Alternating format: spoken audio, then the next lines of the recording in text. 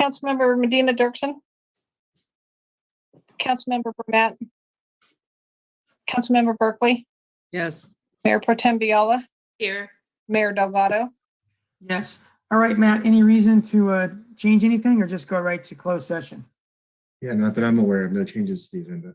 Yeah, Rob Wellington is doing this evening's meeting, so if somebody can remind Lane to shoot him the link just in case. All right. Thank you very much, Anita. We'll see you in about an hour or so. Okay. Thank you.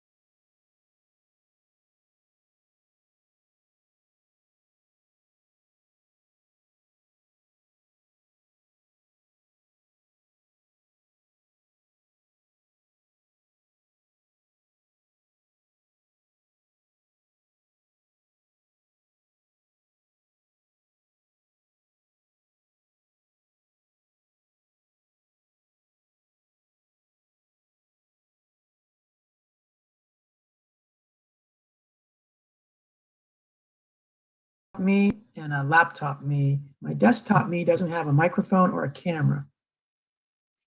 Okay. I have to use my laptop, which is what you're seeing me here, because that has a camera and a mic. Okay. That's kind of weird. All right. We're ready to launch because we're already on. Is that correct? Lane and Matt and Anita? That's correct. All right. So we're back to open session for this regular Marina City Council meeting on Tuesday, April 19th. We come from closed session, and our city attorney, Rob Wellington, who we're not going to have with us too much longer, but he's going to give us a summary of what we did in closed session. Thank you, Rob. The council went into closed session a couple minutes past 5 o'clock with regard to the 3 agenda items that are listed for the closed session.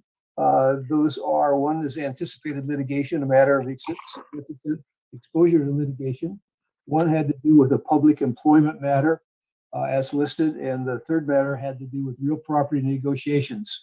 With regard to each of those 3 items, information was received from the city manager as a negotiator with regard to those matters. The matters were discussed at length by the council, and no reportable action was taken. Yeah, and I'll just add one small detail that's in the agenda for anyone to see. The property that we were discussing about negotiations was Marina Station, which is that property north of Beach Avenue and south of the Strawberries. So it's that 320-acre parcel that's referred to as Marina Station as a mixed development with commercial, residential, and retail, and parks, et cetera. Okay, so we're gonna move into a moment of silence and a pledge of allegiance. Do we have a leader, a volunteer to lead us through the pledge after a moment of silence?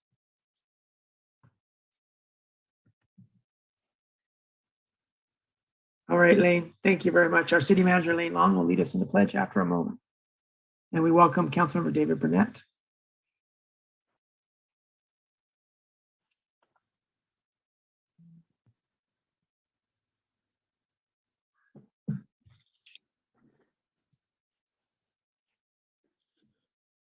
Please join me in the Pledge of Allegiance.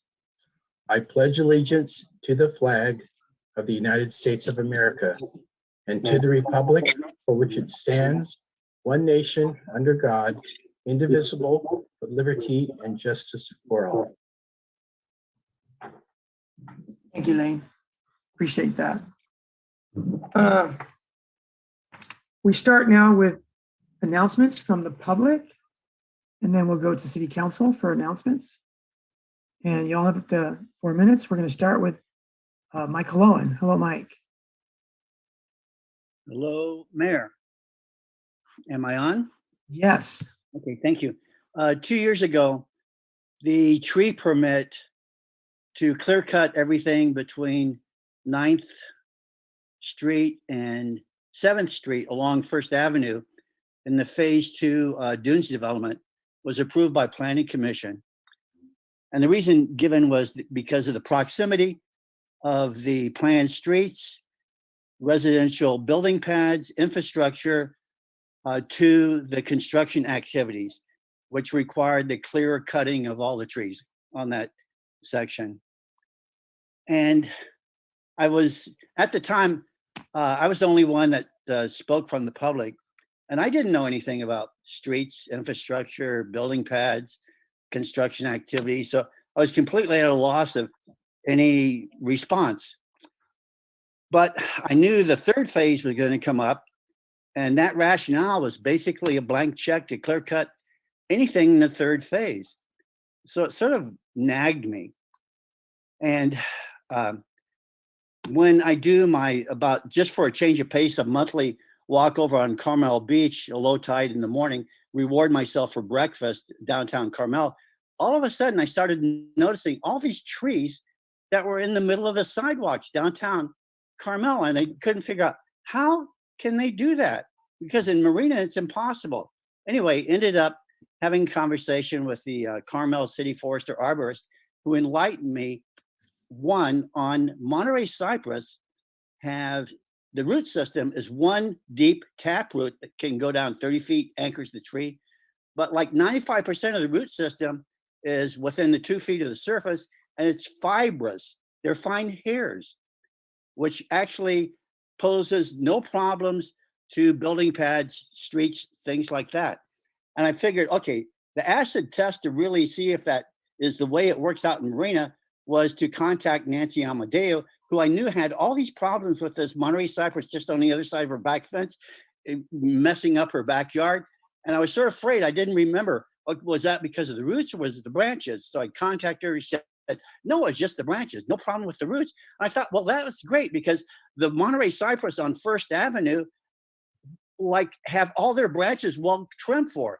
General Stillwell in 45, his headquarters was at the south end of First Avenue and First Street. So that was a premium avenue for the battalion commanders, the company commanders. They took super good care of those trees. And then the other thing is, like, in the 50 years since they were planted in 1941, there's been continuous off and on Army construction activities on First Avenue, resurfacing it, putting in a sidewalk, the curb, sewer, water lines, etc., with apparently no need to remove the trees. And the killer for that was, like, when I was up in San Francisco 2 weekends ago, I'm walking through Golden Gate Park. Those trees make our cypress look like teenagers. And I mean, they're 10 feet wide, and you go up 30 feet before you hit the branches because they've been trimmed. So there's this one on the road. Basically, it's a street tree, and it's like no problem. So I just thought that was like a really good thing if you're trying to educate yourself about, like, what you're going to discuss this. Monterey cypress have non-intrusive fibrous root systems. And then the other thing, if you're going to discuss this, I think it'd be really good if you could get the arborist report about the trees on the third phase that you're going to be looking at. That would be really helpful, I think, to everybody. Thank you. Thank you very much, Mike. You know, personal observations like that are helpful because we haven't all had those. All right. We're going to go to Nick Kite. Hello, Nick. Welcome. Hello, can you guys hear me? Yes. Hi. So I just want to share a few things that are going on in the city that everybody might want to know about. The first one is Marina Youth Arts Utility Box Project. So this project is open to all Marina residents that are under the age of 18. If you go to marinayoutharts.org/utility-box, you can get some more information as well as download the canvas to use. It gives you the outline of the size of the box and everything like that. The theme of this box is recreation in Marina, and it's the one that's located just kind of right across the street from the farmers market there in Marina. So that will be the first box I think will get done, and the deadline for submissions is in the beginning of June. All right, Nick. So that's at the corner of Vista del Camino and Reservation Road on the south side by CVS.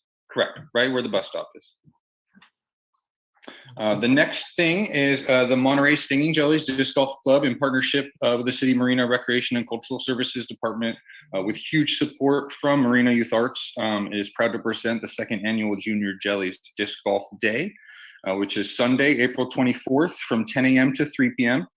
All kids in attendance will get a new, brand new custom event stamped disc and t-shirt while supplies last. We got about 100 or maybe a little bit more than 100 each of those, as well as a ton of arts and crafts, including a truck will be able to paint on itself, scribble on, all that kind of stuff, as well as other fun things from Marina Youth Arts and other local nonprofits, as well as some coaching on disc golf from the CSUMB disc golf team. So that will be pretty cool. Last thing I'd like to address is I'd like to get some answers on the homeless encampments just east of Salinas Avenue in that property, what the plan is from the city being done to address that, what's the timeline, what's the holdup. It's currently still being trashed on a daily basis. The unhoused residents there are becoming a nuisance to the neighbors, including trying to steal things, and it's just getting a little out of hand. So, you know, I would love to help put a disc golf course there to help keep eyes on that property. But yeah, that's about it for me. Thanks. Nick, can you tell us the location and date of the disc golf public event? Yeah, it's at the Los Arboles Sports Complex on this Sunday, April 24th. And you can come anytime from 10 a.m. to 3 p.m. There's also a free kids raffle for all. Each kid will get a ticket, giving away discs and baskets and other stuff as well. All right, so it's 304 Hillcrest Avenue here in Marina. Those are our only middle school and our skate park, teen center, et cetera. Okay. Thank you very much, Nick. Yeah. And let's go to Amy Warren. Good evening, Amy. Hi, good evening. Can you hear me? Yes. Hi. So I am calling today to give an update from the Marina Equestrian Association.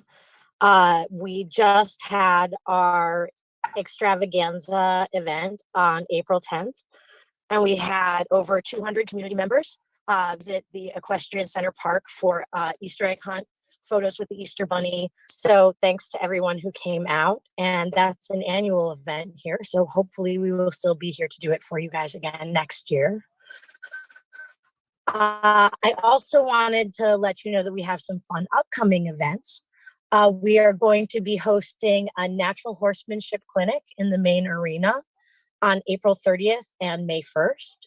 That is open to the public for horse owners who want to participate for a fee, and for people who want to watch, they can come out and watch for free, and that's going to be on Saturday and Sunday at the end of April and beginning of May. And I believe it's going to be from 9 a.m. to 3 p.m. We are also hosting the Pony Club Tetrathlon event, the horse portion of it, here at the Equestrian Center in May as well. And we will be resuming our free community lesson program at the beginning of June. So the first Sunday in June will be the beginnings of our community workshops. And so that will be open to all of the public as well. We are hopeful that we used to have around almost 100 people coming to those events. And so we're looking forward to restarting them for the summer. And so that's what's going on at the Equestrian Center. We're trying to remain a vital part of serving the public out here. So we're open every day to anybody who wants to come visit and see the horses and meet them. We have 3 instructors actively teaching lessons every day. We have the Monterey Bay Equestrian Center offering public show rides as well. So come on by. So that's what's up with the Equestrian Center. And as an individual, I just also wanted to say that I have heard that there may be some changes or some new movement going on the question of the future of the Equestrian Center Park. So I would love to ask for an update tonight, if you guys could, about what is going on with the contract process and the POU, and maybe I've heard that there might be possibly a conversation happening between the city and the National Park Service. And I just really am hopeful that we're going to be able to save horse boarding and keep this park from becoming just a business operator, because I really think it's important to horses and to Marina. So anyway, have a great night, everybody, and thank you. All right. Thank you, Amy. And we'll give everyone else a couple moments to raise their hand if you wanted to speak tonight, before we get to answering questions. Okay, Paula Pillow, good evening.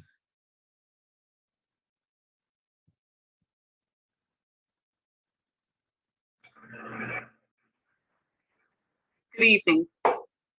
A couple of weeks ago, I encountered an elderly woman flat on her back on the roadside near Asilomar Beach. Although she was laying in the dirt just inches away from the traffic, no one had stopped to help her. She was just laying there. So I ran up the trail and I helped her sit up and then stand up and waited while she got into her car and eventually drove off. A few days later, I was in the same general area, pulling over to the side of the road myself, and I saw her driving off. And so I followed her thinking I'd catch up just to see how she was doing.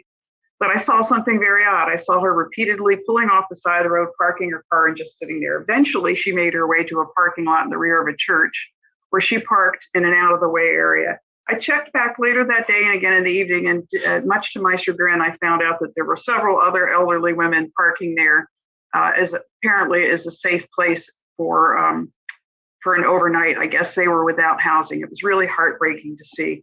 So we're facing an affordable housing crisis in the rental market that is not being intelligently addressed. Reliance on the promise of building new housing does not address the existing rental housing market needs that have to be stabilized right now.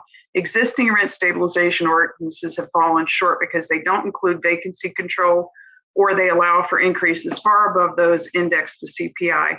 Per HUD surveyed rental data in 2019, 20, and 21, rent increases trended up by 28.38%, while the consumer price index that reflects cost only increased during those same 3 years a total of 8%. I don't know about you, but I don't know anyone who during those 3 years received pay increases of 28.38%. So those same people were lagging behind by 20%, even if they were lucky enough to get an increase.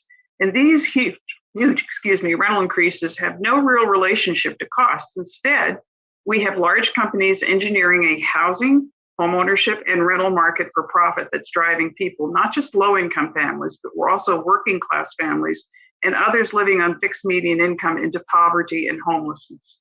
The United Nations Office of Human Rights identifies access to affordable housing as a fundamental human right, and that treating housing as a commodity, just as a vehicle for wealth and investment rather than social good, impedes that human right. They found that corporate ownership management groups such as Blackstar and Greystar, engage in price-setting practices that determine the ownership and rental markets with little to no regulation. More than half of the residents in Marina are renters, and this governing body's fidelity must be to those citizens also who are renters, not just to homeowners. You have some limited versions of rent stabilization at certain mobile home parks and at Preston and Abrams Park, but just maintaining that is not enough. In addition, rental registries and vacancy control are immediately needed. There is no time to wait for additional housing to be built with the hope, it could be 10 years from now or more. People need housing, affordable housing right now. Working families, elderly on fixed incomes, women and children are being driven into homelessness. Just as a footnote, I'm the chair of the Preston and Abrams Park Tenants Association, a member of the Monterey County Renters United, and at the state level, Tenants Together in Livable, California. Thank you.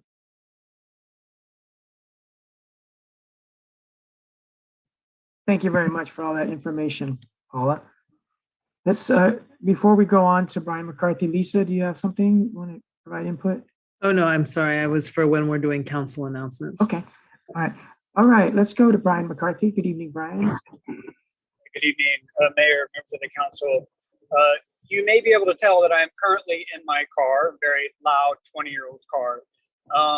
Why is that important? It's important because I was trying to look at the agenda earlier from my phone, and there's an issue that I voiced before, and I'll voice it again. Historically, the city has posted agendas in agenda-only format and in agenda packet format. And this is important because it allows people easy access to download the agenda in a readable format that doesn't hinder the average person's ability to look at that agenda on a device like a mobile device or a phone. I'll read part of the state code that says a direct link to the agenda must be posted on the primary webpage of the city. And there's another section that talks about there must be nothing that hinders the ability to easily reuse or distribute that agenda.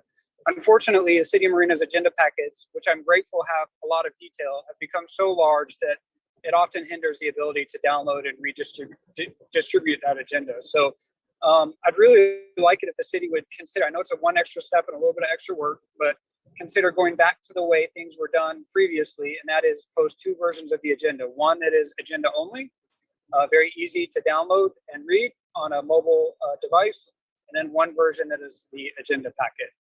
Thank you so much. I hope you'll consider the request. Okay, thank you, Brian. We'll close public comment. Nick asks for the status of the the transient camping going on. Maybe the police chief or city manager has an update. Good morning, Mr. Mayor and council. So we have been working on it. They have been tagged. It's quite interesting because I do get people saying, why are you out there talking to the homeless? And then I hear the community saying you're not out there talking to the homeless enough. So it is an ongoing issue that we're dealing with. There's certain laws and regulations that we have to ensure that we protect the rights not just of our community, but those of the unhoused people that are out in that area. And that includes tagging the location, bringing out workers to try to find them some housing, and giving them notification. So it is an ongoing issue. Again, if there are specific locations, you can certainly send it to the police department, and we will continue to send our officers out to do both the enforcement piece of it for the community that would like to see them out of the area, and also for the unhoused to try to find them some type of wraparound services to get the services they need. And I'll just add that there's approximately 14 campsites that were there in the last few months. And some of these campsites have been there for up to 2 years or longer. So the police have been doing a lot of work in that area. Volunteers have been doing a lot of work in that area. And social workers have been doing a lot of work in that area that we're referring to is the woodlands, the oak woodlands and pine area next to Preston Park, bounded by Reservation Road, Salinas Avenue, Imjin Parkway, and basically Landrum Court, large area of about 40 acres where there's plenty of places for people to camp. And so this balance that I understand the chief talking about is one between being respectful and humane. We know them all by name and their situations, trying to get them help over the last couple of years, but not putting up with, bad things that are happening out there. So it's a tough balance, but I think the city has been doing a lot of effort to try to do the best we can with the balance. All right, Amy asked for an update on the RFP process, Lane, and if there's any movement on the POU, which I don't think there is, but you can give an update at least on the RFP. Yes, on the RFP, we are still working with Chaparral on a concessionaire agreement, and we'll work on that with our attorney, and are not to a point to bring that back to council. All right. See, I'm not sure. Mike gave us a lot of information, but I didn't get any questions out of it. Does anyone want to raise an issue that he brought up that we want staff to address at this time? I think we're going to have to deal, Lane, with, why in these other places like Carmel and other places that people will bring up as examples, why can they leave trees in proximity to building pads, roads, and in horizontal infrastructure? But, we have a large process that we've kind of defined in our last city meeting with the developer. And I think that process will include the kind of discussions that Mike was opening up tonight. Exactly. And I can toss a couple things out here. The council had asked us to come back before the end of May for a special study meeting to talk about this broad tree issue. We are targeting May 10th right now. So we're trying to coordinate a date. That's our off Tuesday. So that is the second Tuesday of May. So if you can tentatively put that on your calendars. We're also working on scheduling a time to have our community walkthrough of these properties. And again, we won't be inviting council. We don't want it to be a Brown Act meeting, violations there, but we're going to reach out to the broad community, tree interest community, and we're working on getting that day scheduled. The dunes is, we've asked them on phase 2 west, where they have these trees on along First Avenue that were previously approved to be removed. Those are on hold, and they've agreed not to do anything until we can really have this walkthrough and this more in-depth discussion with the council at our study meeting on the 10th.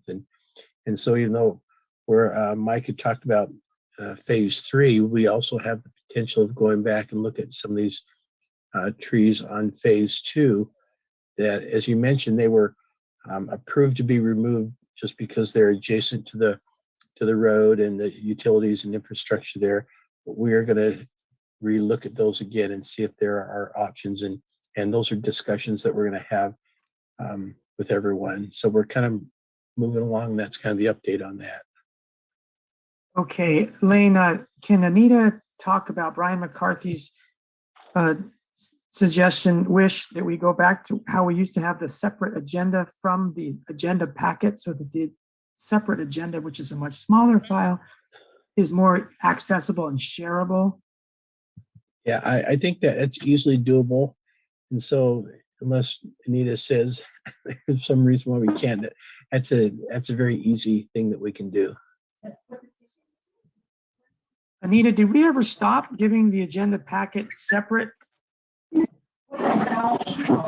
No, I mail out a link to all my people on my email distribution list that takes it directly to the packet. But the public can always go to our website and click on departments and go to the city clerk page where they can find the agenda. They just click on that, and then there's two sections. They can click on just the agenda or the agenda packet for whichever meeting date. Okay. So it's posted in that area, and then it's also posted the single packet on the very front page of the website. Okay, so I'm looking at an April 15th email you sent out that said, "Good evening, everyone. Attached, please find the agenda for Tuesday, April 19th. To view the complete agenda packet, go to this link." And then attached to that email is a 264 kilobyte file, very small file, that's just the agenda. So I think that, Brian, we need to talk offline to make sure that we satisfy your need, because it was, very, very, very reasonable. But it looks like Anita is continuing the practice. I notice sometimes when we have Anita substituted for by someone else, sometimes other staff don't always do the agenda separate as an attached file. But at least tonight, and most of the agendas that Anita sends out are separate from the agenda packet, unless you click the link to the agenda packet, which also includes the agenda. But anyway, we'll just have to talk offline with Brian to make sure that we're not missing anything. Okay, I think at this point, Lisa, we can have you take it away to transfer into council comments. Then we'll go to Councilmember Burnett. Okay, I have two comments. First of all, in light of, as we're moving into Earth Day, which I'm sure the mayor is going to tell us all about, the Earth Day event coming up. But for those of you, you can go to City Hall. It's coming in very blurry, isn't it? And get I'm not sure why it's looking so blurry. There we go. You can get a free compost food waste recycling bin at City Hall. So please do your part in moving us forward towards a healthier planet. And then the second thing, if I can please just share my screen, is on Thursday, April 21st, that's this coming Thursday, Marina High School will be celebrating their 15th anniversary and more. There'll be scholar demonstrations and classroom tours, culinary students preparing foods, music, and all kinds of wonderful raffle prizes. So if you can join us at Marina High School from 6 to 7 p.m. on this coming Thursday, April 21st, it'll be a wonderful evening. So I hope you can join us. And that concludes my announcements for today. Thank you. Thank you, Lisa. Let's go to Brian McMinn. You might have a comment on Lisa's comments. Yeah, just a clarification. We have the food scrap buckets actually at 209 Cypress, the annex building. So you can go to either end of that building, and we have plenty of buckets to give out to residents. So come by and visit us. Brian, will you be having some of those buckets at Earth Day this Saturday? There will be buckets at Earth Day. They'll be handed out by Monterey Regional Waste Management District. It's some of the buckets that were allocated to the city, and they volunteered to help us out with that. All right. Maybe one of these days you'll be able to see outside of your office once those buckets are given away. All right. Let's go to Councilmember Burnett, and then have to be on. Thank you, Mr. Mayor.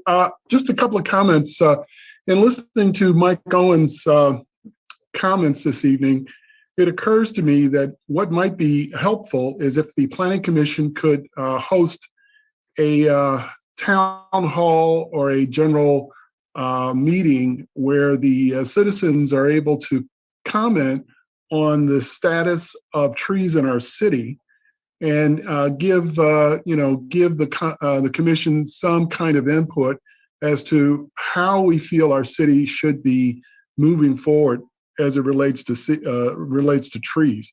There seems to be sort of differing opinions on whether or not trees are valuable, trees are part of our community, trees are a nuisance. So I'm just wondering if it would be something that the Planning Commission could host, or suggested that they host, that would give folks an opportunity to comment on what they would like to see. I know we're still in the midst of planning an update to our general plan, and this would be, I think, useful guidance for them in laying out how the different sections of the general plan come together. And another comment I wanted to make was related to the agendas. It's kind of a technical question, I guess, or observation.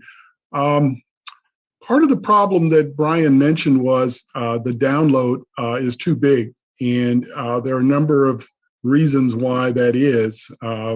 ISPs throttle your upload and downloads, and just the speed of the device may make it prohibitive. There is some new technology that allows you to view a very large document, up to 15,000 pages, without actually downloading the entire document. It shows up in your browser, and you're free to scroll it any way you want, and there's no downloads involved. I am always going back into my caches and in my download folder and deleting, these 100 megabyte agenda files that we get. And I'm just thinking that it would save data transmissions. A lot of people pay for data that's transmitted. It would be helpful, I think, for folks that just wanted to take a quick look at a document, search for something without actually having to download. And it would relieve some of the stress on our own internet infrastructure in our city. So I can comment on that further at another time, but those are just some observations. Thank you. Yeah, thank you, David. Maybe you can talk with staff about that technological idea. And David, I wanted to ask you, if we do have a town hall planning commission, do you think that'd be a good time to educate everybody about city tree policies and the permitting process for trees to be removed by developers, what rights they have and what rights the city has? Well, there are a number of issues related to trees and landscaping in our city. And I think maybe council could give some suggestion as to what the topics might be. I don't, presume to outline an agenda for the Planning Commission, but I think some topics that would relate to how trees are thought of in the planning process, how they're regarded by our Public Works Department, how in terms of law enforcement, or what are good trees, bad bad scenarios, things like that. So there are a number of issues, and maybe a weekend, a charrette, maybe a 2 or 3 hour charrette where folks are able to come in, leave comments. We could have some kind of ongoing discussion, people that can drop in and drop out. But just my short time on the council and my many years on the Planning Commission, we're always talking about trees. And there have been some wonderful ideas about it. And I apologize, I haven't been keeping notes, and I haven't been harassing our city manager about, the importance of trees. Maybe he's thankful I don't. But it just seems like there is a lot of interest in our city related to what it looks like, how it will look, what we want people to do with it, and what happens when they violate our prescribed ordinances. So there are a number of things that we could do towards that. So yes, I think your suggestion is wonderful. All right, thank you, Dave. Let's go to Mayor Pro Tem Kathy Bayala. Thank you, Mr. Mayor. So as promised, I wanted to notice people about events that are happening for the month of May for AAPI month. And the Pacific Grove Museum of Natural History, in conjunction with many organizations and individuals, myself included, has a whole series of events planned for the month of May, culminating with May 14th, the Walk of Remembrance. But this Saturday is the kickoff, and the Pacific Grove Museum has borrowed a Chinese exhibit, and it's called Remembering 1882, which was the year of the Chinese Exclusion Act. And so they will be hosting that exhibit beginning this Saturday up to the May 15th of the Walk of Remembrance. And from 5 o'clock to 5:30, they're going to also have authentic Chinese musicians playing in the main hall.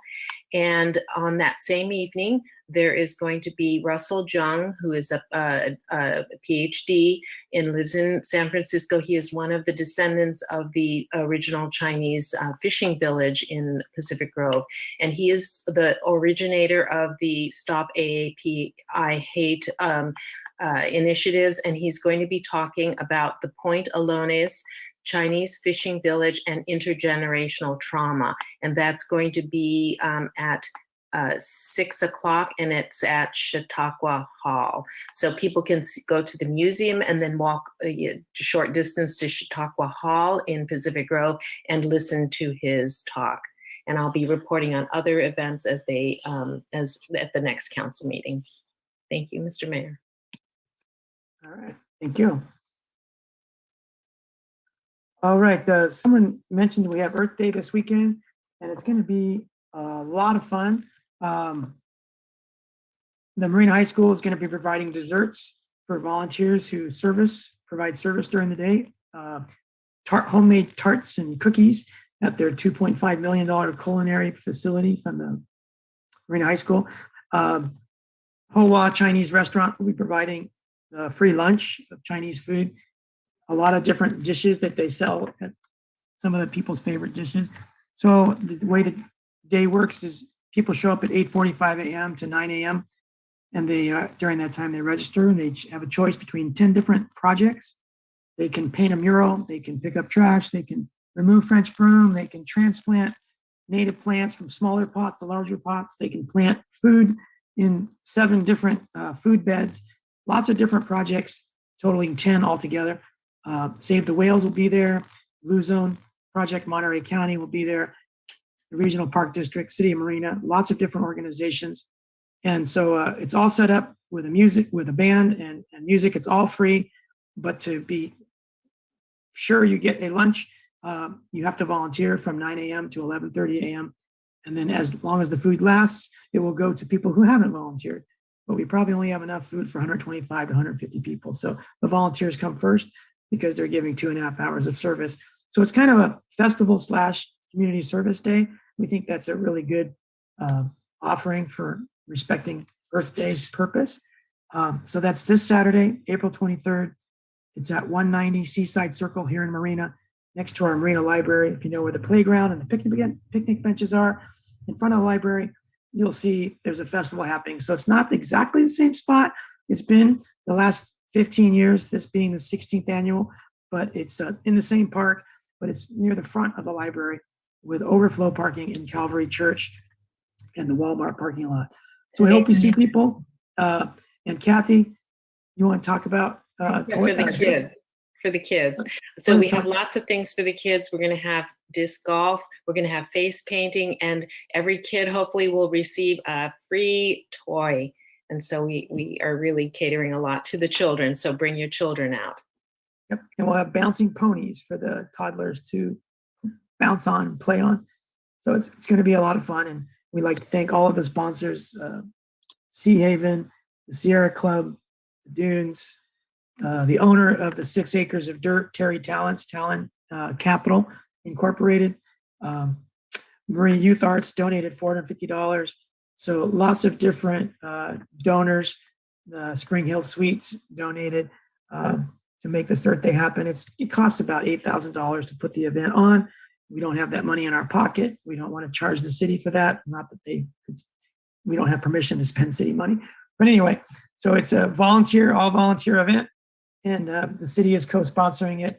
And they do things like prepare the fields, they mow it, they're providing a generator for the band. The city is definitely doing an important part for this as a co-host of it, along with the Park District, who owns the property that we'll be working on primarily. All right, so hope to see a lot of people out this Saturday from 9 a.m. to 1 p.m. at Marina's 16th annual Earth Day event. And I want to say thank you. It was brought up earlier. The egg extravaganza at the Marina Equestrian Center was the only Easter egg hunt that was open to the public in the city of Marina. So it was really nice, and there was lots of horses around, and there was lots of people. There was an ice cream truck, and there was free giveaways of candies and things in little bags, and the Easter Bunny was there taking photos. It was very cute. So everyone had a really good time at the Equestrian Center, and it was all volunteer run, as they do a lot of these holiday festivals. So thanks to everybody that participated in that and all the people that came out to enjoy it with their children. It was really a really fun event, as they all are. And also thank you to all the Citizens for Sustainable Marina volunteers. They continue to come out 4 hours every Saturday morning outside the Marina Library.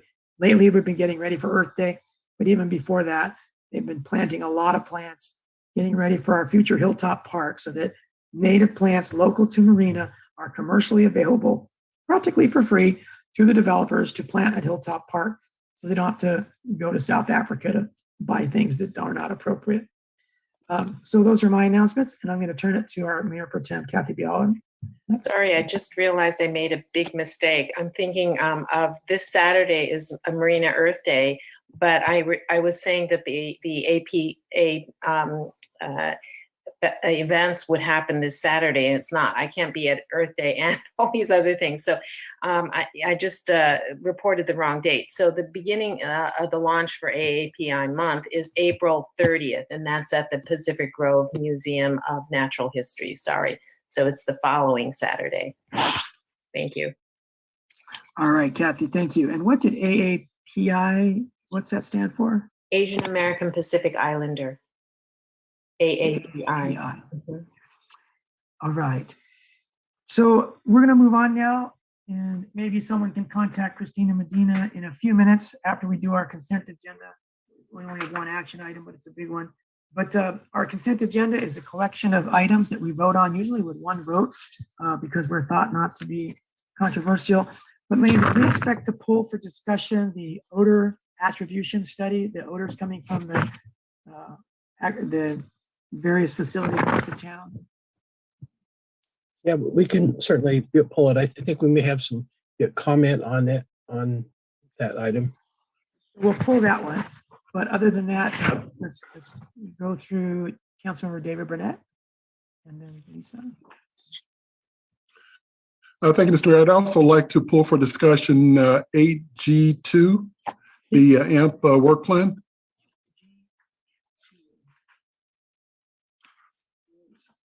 Okay. Anything more, David, at this time? No. Okay. Councilmember Lisa Berkeley. Yes, I actually had 3 items I wanted to pull. 8G2, which Councilmember Burnett said, 8G1, which is also that's the Joby one, and 8F2. Oh, that's the odor. So. Okay. Super duper. So we'll get to those 3 consent items as soon as we'll take them in order as soon as we move beyond the consent agenda. All motion we approve the remainder of the consent agenda minus 8F2, 8G1, and 8G2. Second. All right. Do we have any members of the public to wish to pull anything or questions on anything? Tommy Bolea, do you have anything to say on the consent agenda?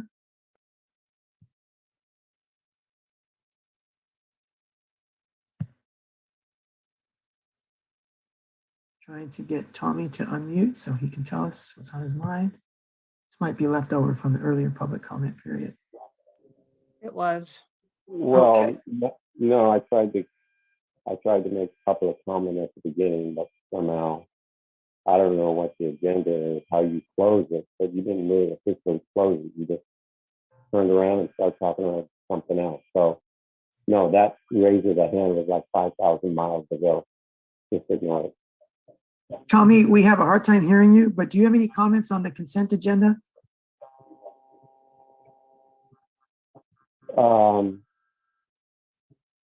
Not really. Okay, thank you. So you're a little bit muffled there, so maybe you change places if you're going to come back a little later. Okay, so Anita, if we can have a roll call vote, please, on the consent agenda. Councilmember Burnett,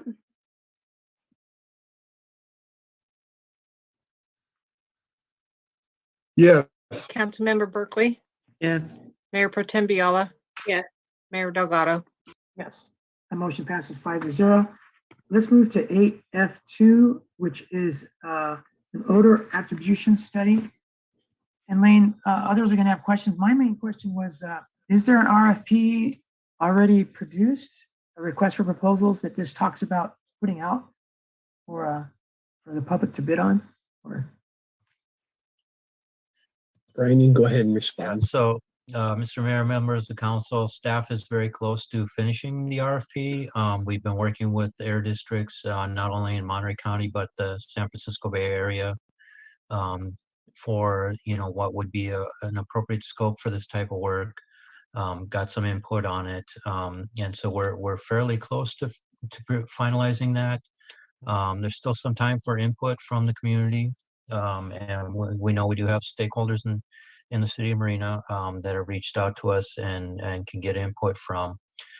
So we're fairly close. This item would, authorize staff to actually issue the RFP. It's going to be a process that's going to take a number of weeks to go through, because it's not a bid per se. We're not saying, hey, this is exactly what you have to give us. It's more, hey, we're looking for the experts in this field. This is the problem we're facing. Give us a proposal. Show us what your credentials are and your experience is.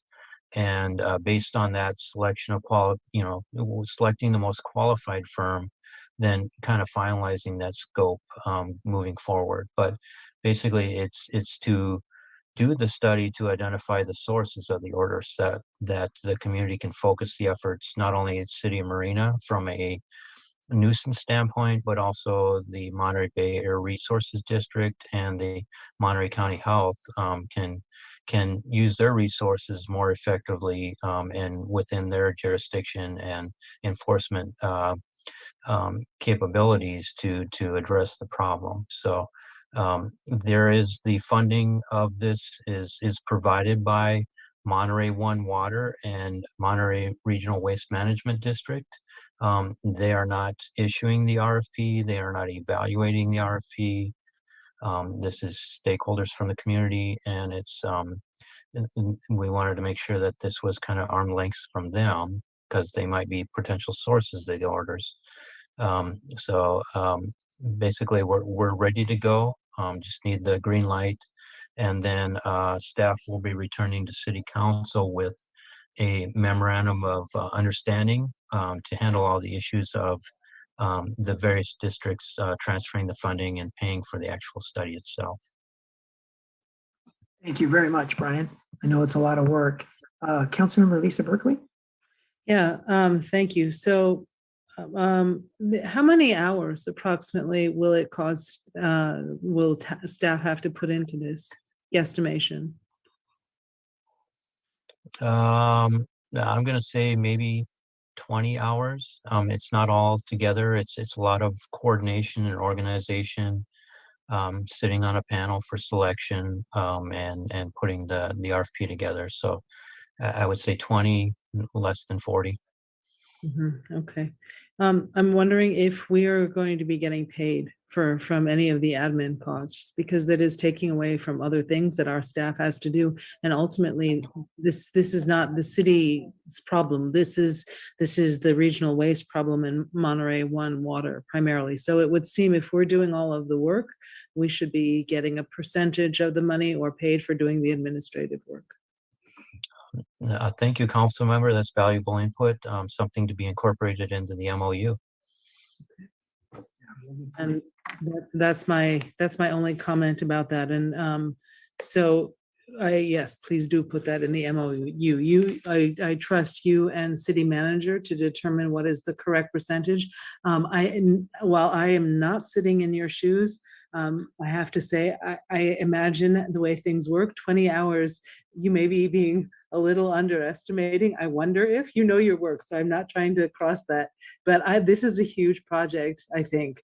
And so I would like to be sure that we are compensated for your work. So thank you. You probably meant 20 hours answering public phone calls. Yeah, right.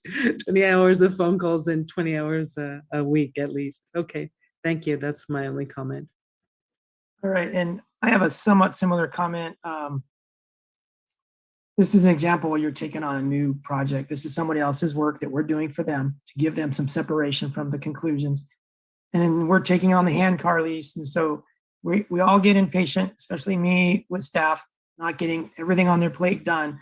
But they continue to say yes to take on projects like this because we in the community tell them these are important projects. So if we tell them they're important projects, this odor study to stop hopefully odors coming into our city, they take on the burden. And we tell them that this hand car lease is so wonderful, we want it a second year, and TMC says they don't want to touch it, the city will have to do it. The city says, okay, we'll do it. And so as much as I'm impatient much of the time, I do want to say thank you to staff for this as an example, because this is a major workload item that has really, doesn't really belong on the city's plate, except no one else will do it. And so if we want to get it done, we have to do it ourselves, it appears, but at least it won't be for our money. And hopefully we'll get reimbursed on all the staff time. But I wanted to ask if council and the public could see the RFP at our next meeting or whenever it's ready, so that before it goes out on the streets, we've had a look at it.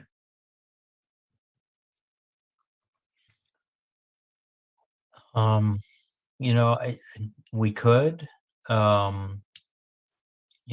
there's going to be it's not a bid, like I said, it's going to be very general. I think, when people see it, it's not going to be as specific. So we're kind of looking at going through a process with professionals in the industry and kind of refining that scope, because we're going to be talking with people that have that experience and have been in similar situations and saying, hey, these are things that have worked. I don't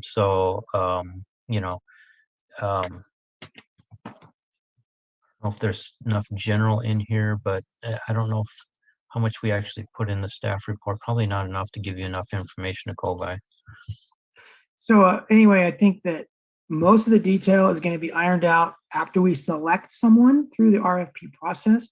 But because it's such a sensitive issue, and we don't all understand exactly what the RFP is going to be, how far down the road it's going to, tether us, I think that it's probably best to have it on an agenda. But that's my opinion. It will be coming back, Mr. Mayor.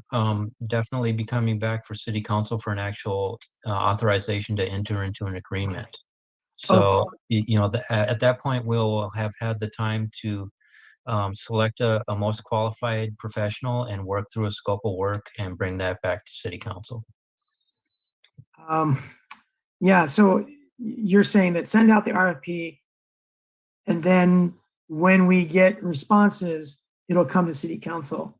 And that's important. And I think it's also important, my opinion at this time, is to have us see the RFP language, because you're going to get questions like, well, what about this and what about that? And you're going to say, that's later. But at least it'll address people's anxiety before the RFP is approved. And I think normally RFPs come through council, don't they? Before they get released. This is the action, Mr. Mayor.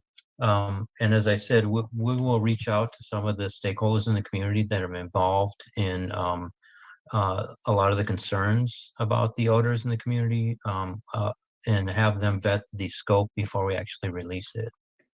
Okay. All right. Let's go to Councilmember Lisa Berkeley. Yeah, I just want to support, I think, what Brian is saying, because I think that this is going to be coming back, right, as my understanding, for a public engagement. So it would seem to me that in that RFP process, once we've chosen the right contractor, we would be able to engage more in what the mayor is talking about, no? As far as getting input. Yes, council member. We would be coming forward with, a scope of work that's been vetted with professionals and kind of have, a better definition of what expectations are and what is actually going to be delivered. Yeah, I think that sounds like a good idea because it'll save us on time. My concern is if if the RFP were to come back to council, we'll be going, it'll just apropos trying to save you all hours, that we would be adding to hours. So that was my only comment. Thank you. Okay. All right, Mayor Pro Tem Kathy Biala. Thank you, Mr. Mayor. So I am really, really impressed that our city has taken the bull by the horns. And I know that it seems like it's been in long term in the making, but for us to now do this study independent of some of the other initiatives that have been floating around of studies, I think this is wonderful. And I really believe that the citizens of Marina, whether it was Brian McCarthy and Grace Santella, or I've forgotten his name, Bruce, the guy who was very well versed in all Craig of it. Simons. I don't think that was his name. There was another person. Greg Simmons, I think. Greg Simmons, yes, yes. He was so well prepared and did so much public,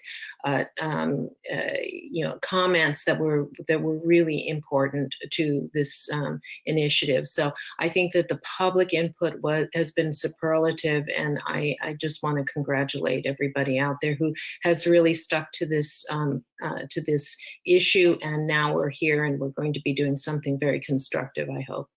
Thank you. All right. Thank you, Kathy. So let's go to public comment on this. Tommy Bolea, we'll start with you. Hello, good evening. Can you hear me? Yes, welcome back. Okay. Again, I'm an avid bike rider, and for some God only knows reason, on the 1st and 2nd of February of this year, the smell from the dump covered all of Marina and covered all of Fort Ord. I should know because I was riding my bike in Fort Ord. Of course, our winds shift during the winter. They go from east to west instead of west to east during the summer, and the fog front comes rolling in. That smell was so bad, I started making phone calls to figure out and try to piece all this together. And what I found out is that all the dump from Watsonville, Carmel, Monterey gets dumped in Marina. It's like a 100-year dump. It's not a closed loop system. It has leaks. Tommy, this is a discussion about a request for proposals.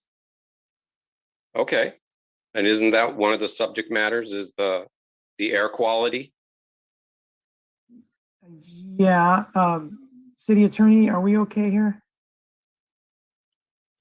I mean, I'm on the same subject here. I'm not drifting off into some other planet.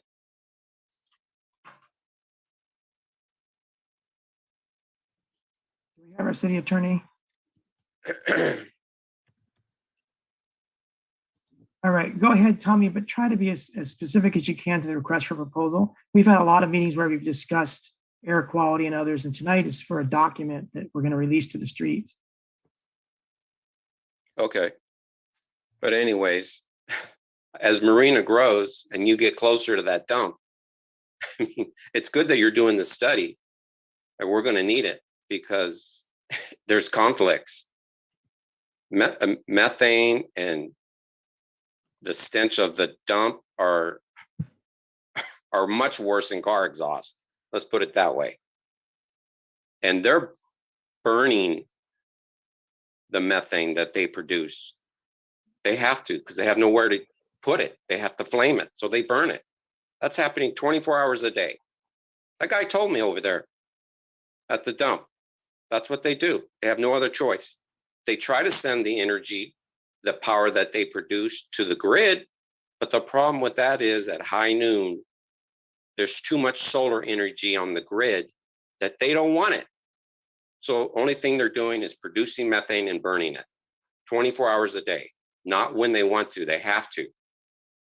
So you got that waste going into the air as well.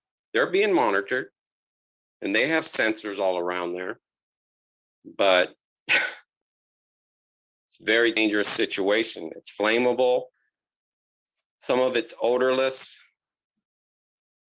and the smell that you smell from the dump, that's a mixture of different gases. And that's not like on the top healthiest things to breathe. But it's good that you're going through with this agenda item to do this study.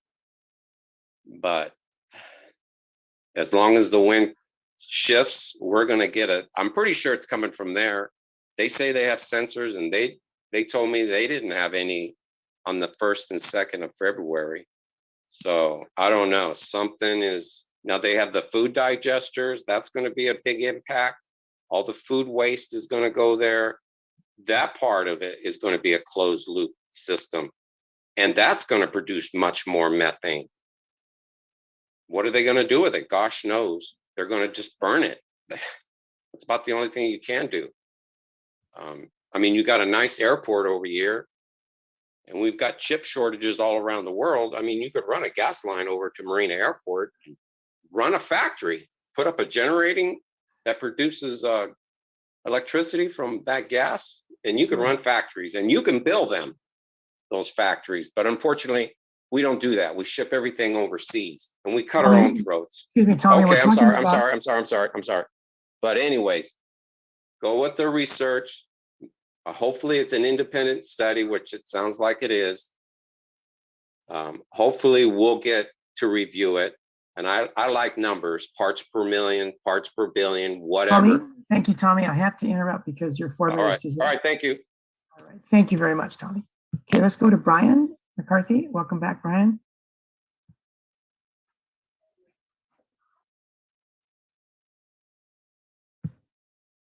Trying to unmute you, Brian. There might be something on your end. There we go. Can you hear me, Mr. Mayor? Yes, thank you. Thank you. My name is Brian McCarthy. I'm a member of a citizen odor group that was formed several years ago to kind of study and try to address some of these issues. We believe our community odor group are very important stakeholders that should be involved in the RFP process. We recently met with the Monterey Regional Waste Management District, and during that meeting, they also seemed to agree that there should be some citizen input into the RFP process as well. So we stand by ready to provide some of that input, and we hope we will be called upon to do so. We're also really interested in kind of setting expectations of what this study might or might not find, and kind of discussing what some of the after actions might be depending on what the outcome is. As Councilmember Berkeley mentioned, we didn't ask for this, but we know that it's an important issue to address. So if odors are attributed to the landfill facility, and we know with certainty that there are some odors that come from that facility, I think it's important to also kind of have a discussion now about how the city is going to want to handle that. Are they going to aggressively, or are we going to aggressively pursue some mitigation strategies? We would hope that this study might mention some best management practices that may not be followed at the facility out there. And if the study finds that they're not being followed, again, I think the city is going to have to decide how strongly they're going to want to advocate for having the facility out there follow those best management practices. So again, we stand by ready to provide input, and we hope that we will be called upon to do so. Thank you. Thank you very much, Brian. Let's go to Denise Turley. Good evening, Denise. I want to make sure I'm in the right place. My comment is on AMP. Has that comment period already passed? We're going to take that up in 2 more items. All right, thank you. I'll hold. I will hold my comment till then. Thank you, Bruce. Okay, Denise, thank you. So we'll give everyone another moment or two to raise your hand, talk about the odor attribution study. We heard that sigh, Denise. Okay, so we'll close public comment. Brian, our Public Works Director, you heard Brian McCarthy's comments. Do you have anything you'd like to provide at this time? No, I think, we have, I think through those 3 people that have been mentioned that have reached out to us, and we'll be reaching out to them for input on the scope before it goes out. Staff's approach has been, we're not going into this exercise trying to prove a foregone conclusion. We're trying to bring experts in to, certifiably kind of determine what the sources of the odors are so that we can focus on solutions that are going to be effective. Okay. I'd like to motion we adopt the resolution we have authorizing the release of the RFP for odor attribution study, and that staff speak to these concerned citizens, this concerned citizens group prior to the release of the RFP, so that just to make sure that they're okay with it and staff hears them out. I'll second. Second. Okay, Kathy, your hand is up. Go ahead. I second. Okay. I think Lisa beat you to that one. Kathy, Right, I had my hand up first before I spoke. Okay. So Kathy seconds it, and let's go to a roll call vote, please. Councilmember Burnett, Yes. Councilmember Berkeley, Yes. Mayor Pro Tem Viola, Yes. Mayor Delgado. Yes, that motion passes unanimously. We're going to move on to the Joby 8th Street issue, and whoever pulled this, why don't you lead the way into this? Yeah, I had actually just a couple of questions on the staff report on page 1, in the first paragraph, we were talking about the East Bay and East Lean-To that has been occupied in Seaside. Sorry, then hold on one second. I just need to find my notes. Okay, actually, I'm sorry. It was on page 2 in the first paragraph that the city will not move forward with the re-roofing of the West and East Bay areas, but that Joby will be responsible for repairing the roof in these areas. But my understanding here is that Joby is only going to be using the West Lean-To and West Bay.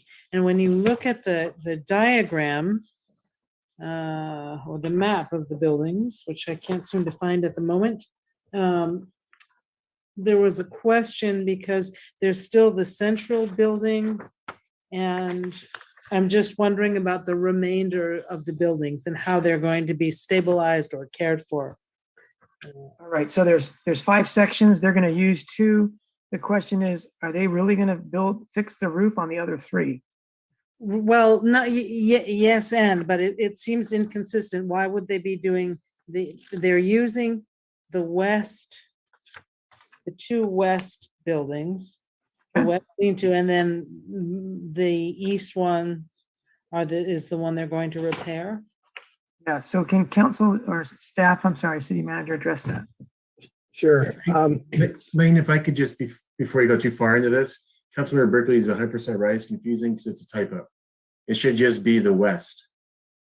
Okay. I'm sorry I didn't get to you this before today. I would have saved us time. But okay, and then so they're just doing the 2 buildings that the West Bay and the West Lean-To. That's what they're doing. Right. Okay. The roof, yes. Okay. For right now. Okay. Now, the East Bay is currently occupied. We have provided notice to the city of Seaside, who's using it for storage. And once that becomes vacant, then Joby will want to move in on the east side, and then we'll come back with an amendment for the lease for that. So, but for right now, it is just on the west side. And your other question was the middle part. And Joby has no interest in the middle part. We are still moving forward with cleaning and abating all of that hazardous materials and junk in there, and that is proceeding right now. And then our intent is to patch up the roof or re-roof the middle part, which Joby won't use. So the city will continue to use that, and we may use that for storage for something in the future. Okay, did I miss something? Maybe I did, because I did not sure if I missed it in the actual lease agreement. Does it say in the lease agreement that they will take responsibility for repairing the West Bay and West Lean-To, that they will be covering the expenses of that? I didn't see it in here, or at least not in the resolution. Correct. That they'll be patching up the roof and sealing up that West Bay facility So all that we're doing, we're just cleaning, getting the hazardous waste and material out of there. And Jill will be responsible for patching the roof and sealing it off. Okay, and it states that in the actual agreement? Yes. Okay, terrific. Then I'd like to make the motion that we adopt the resolution number 2022 to be decided, approving a lease agreement between the city of Marina and Joby Aereo Inc. for 210 8th Street, building PO 1637 at 8th Street and 2nd Avenue, and authorizing the city manager to execute the lease agreement on behalf of the city, subject to final review and approval by city attorney, including being sure that it says that they will take full responsibility for the West Bay and West lean-to, none of the other buildings. I second.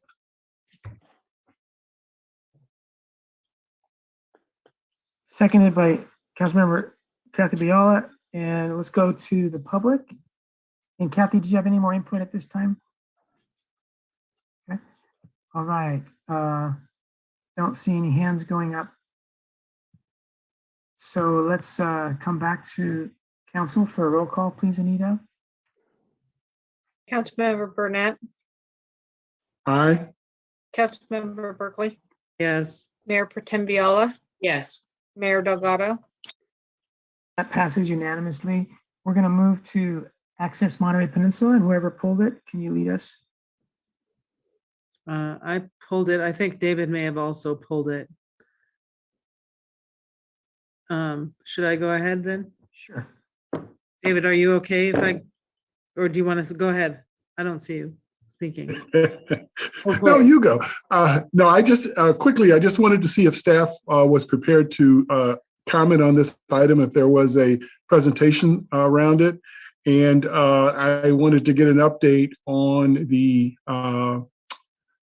council chambers and how this, because I understand this is to approve the communication services that AMP provides. It has nothing to do with the actual physical location, the equipment upgrades, and et cetera. Is that right? Okay. Yes, Okay. that's great. This is just continuing the annual agreement again with AMP. So it is just continuing their present operations, but it has nothing to do with the physical council chambers or any of that equipment. And we can kind of update you on that. So during the past year or so, there have been outages, and I guess there's been an instance where personnel hasn't arrived on time to begin council meetings. Has all of this been discussed with them? I vaguely remember one meeting, Councilmember Burnett, about when somebody did not show up, and then it was discussed, and I think it had to do with the calendaring on the website. So they didn't understand. So that issue was dealt with, and I don't believe there's been any kind of further problems that have happened like that. In terms of outages, I'm not specifically aware of any that I'm aware that there was I believe a planning commission meeting was postponed or delayed because there was no access to the internet, or there was some interruption, and maybe it was beyond their control. But I thought it had something to do with their equipment that linked, that made it inaccessible, or there was some delay. We can look into both of these things deeper and report back if that's helpful. But at this time, okay. I don't have that direct knowledge. So was there ever one final question? Was there ever any consideration of sending this out for bid to see if there were any other folks who could possibly provide services? I know AMP has been struggling financially through the years, and I think they're on better management and financial footing now, but I'm just wondering, was there ever a thought to sending this back out again? The city manager did, bring that up. Yeah, and that is something we were thinking about in the coming years. It might be an idea to do. However, most of I don't know if you guys are familiar with where these funds come from. We could go into deeper, but they're based on your cable bills. And as cable continues to decline, the funding is going to continue to decline. And for the city to hire a person just to run this by ourselves, you know, the 120,000 a year isn't going to get you very far, and it works a little bit differently, the funding versus capital versus, you know, franchise fees and things. So it would be pretty challenging for us to bring this in-house ourselves. Are there other options we could pursue that? But it's going to take a little bit longer than like a couple weeks if we were trying to turn this around. Okay, thank you. Councilmember Lisa Berkeley.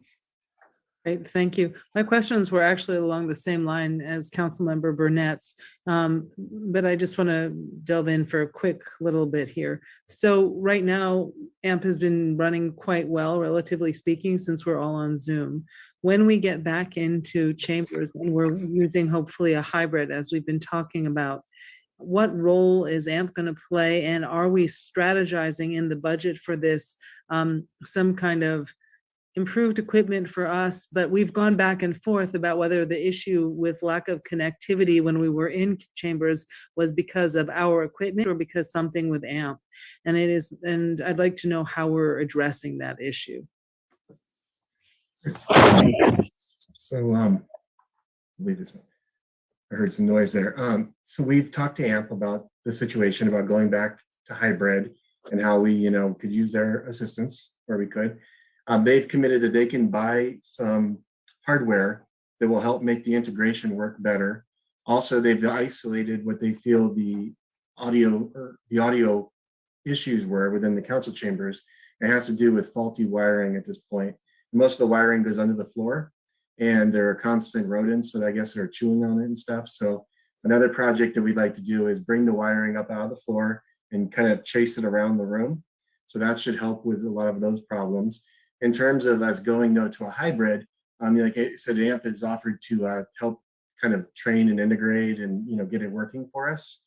But I think that, you know, their role is going to be kind of limited when it comes to actually running the meeting. I think it's going to be a staff person who's doing like I'm doing right now, you know, running the Zoom meeting, and then somebody toggling back and forth when we're asking for the public to speak and things like that. But AMP will continue to put the signal out to the television and the internet. Okay, I just wanted to be sure that these are part of the conversations that are occurring. So that answers my question. Thank you. Thank you, Lisa. Let's go to Mayor Pro Tem Viola. Thank you, Mr. Mayor. Let's see, I have several questions here. We are committing to providing 180 hours of government programming, and I think that must mean our city council meetings, and 100 hours of public access programming. I'm not sure I understand the difference, but presuming that it's the 180 hours to cover our city council meetings, is that enough? Because I feel like we've been having so many special meetings. So 180 would pretty much just cover 2 meetings a month, let's say at 7 hours. And sometimes we even go beyond that. And is there a financial consideration if we bump up those hours instead of paying by hour later if we go over this? So just need to find out what these hours mean, and based on what our past experience is, maybe we need to bump that up. And I don't know about, I'm trying to understand this PEG program, and how would we use the PEG program? It sounds like we've been, ramping up some funds there, but I'm not sure what that is. So if somebody could please explain that to me. Okay, so we have two questions so far. Kathy, can we break it there? And then, sure. So we had the question about the 180 hours and can that be bumped up if needed? And then the PEG question. Yeah, so for the hours that are listed in the proposed budget here, those are actually kind of the baseline. So state law, or the DIVCA law, which I think is a federal law, the Digital Infrastructure Video Act that was passed about 12 years ago. This is the base minimum for us to have a channel. We have to have 180 hours of, I guess, local government type programming, and then we have to have a minimum of 100 hours of public access. The difference between the two is, Kodiak is on the line. I might put him on the spot and ask him to give us some better examples for public access, but I believe it's generally programs that the public would submit. and then they would play over TV. So if we had somebody locally who made their weekly, you know, kind of a visit show where they went out and visited different historic sites around the county, and then they wanted to play that on TV, they would submit that to AMP, and AMP then would get it out over the video channel. Kodiak, are you comfortable chiming in on that? Not sure if he's able Well, to. just waiting for that. Yeah, take his we don't, microphone. we don't have a problem getting our public content on. Like Matt said, the 180 is a minimum, but they will provide all the meetings that we need. So that's not an issue on that end. At a lump sum for us then, whether we do 180 Cor- or 200, correct. 500. Okay, great. Okay, Correct. wonderful. And then the PEG thing. So PEG stands for Public Education and Government Channels. Yes. And so in contracting with AMP, they maintain those PEG channels for us. And so the content comes from our public meetings, the council meeting, but as Matt was talking about, the other aspect is the community. So let's say the high school had a culinary program they wanted to put on weekly, and so they would provide AMP would provide a TV crew out there and would tape that, and then that would go out over the PEG channel. Now, prior to the law changes, there used to be a lot more control on the city's ends, but the telecommunication companies got the legislature changed the law quite a bit to reduce the revenues significantly on the city's end and really limit our ability to do a lot of things that 20 years ago, 15 years ago, we could do. But we haven't really done anything with PEG, have we? Well, yeah, our city council meeting, planning commission, special meetings. Oh, that's part. Oh, okay. I thought it was. That's all broadcast out. Okay. I thought it was something special beyond our. Got it. Okay. Okay. And let's see. It says on our Exhibit A that they evaluate the audio and video equipment in the city council chambers and make recommendations for replacements. Have they done that already? Yes. Yeah, they built the system that's currently in the chambers years ago, and they've upgraded as we've gone as needed. And they also been working on this before we went online. This audio issue that we were having in the chambers, they were helping us to isolate what the problem was. So. Okay, so it's an ongoing process, and they are doing that. I have a question about the archives, and I always access our past council meetings directly through a link because I was having such a terrible time when I tried to find it on our website, because it wasn't always posted in time. And so I was given just a direct link, and I'm able to just see all of our meetings and planning commission and city council. If I look at our website, if people didn't have that link that I use, then I was saying, okay, how would somebody find last month's city council meeting? So I clicked on remote meetings, and I got access and view meetings. And then it says you can view the live stream and past meetings on the AMP website. And then they say, so I clicked on that, and I get some kind of silent movie playing. So I don't know whether that's our issue or whether it's AMP's issue, but I could not get on any past council videos. We could look into that. I'm not sure. Perhaps when you clicked on it, you were watching the live channel. Yes, and the live that's what channel pops might have up. had a movie. But that's what it. Or Yeah. Yes, but that is what pops up when you click on, the it says you can view the of past meetings, and you click on that, and then you get this other thing. Okay. So we really need to look at that. And archives. Sometimes I have wanted to go back, and sometimes, you know, from a really a long time ago, and they're not on there. So is this part of our contract that they're supposed to archive a certain amount of years going back, or what? I think it goes. Yeah, I did not see a standard in our current contract, but let me look into that.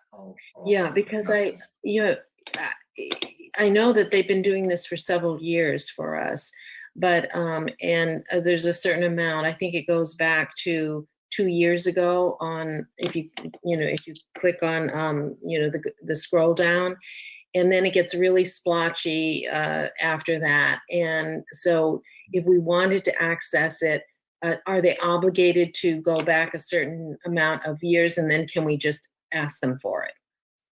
If you could find that out, and that they would preserve that, because I think these are, you know, important documents for our city, and I just want to be sure that we're archiving those. Certainly. Okay. We should have a minimum retention of those videos, so I'll make sure it's in compliance with our schedule. Yes, and then if it's 4 years or whatever, it seems like we also then should be given some kind of a capacity for the city to retain past ones separate from relying on AMP to house them. Because again, they're very important documents for the city, even if it's in video form. Okay, thank you very much. Thank you, Thank Mr. you, Winston. Kathy.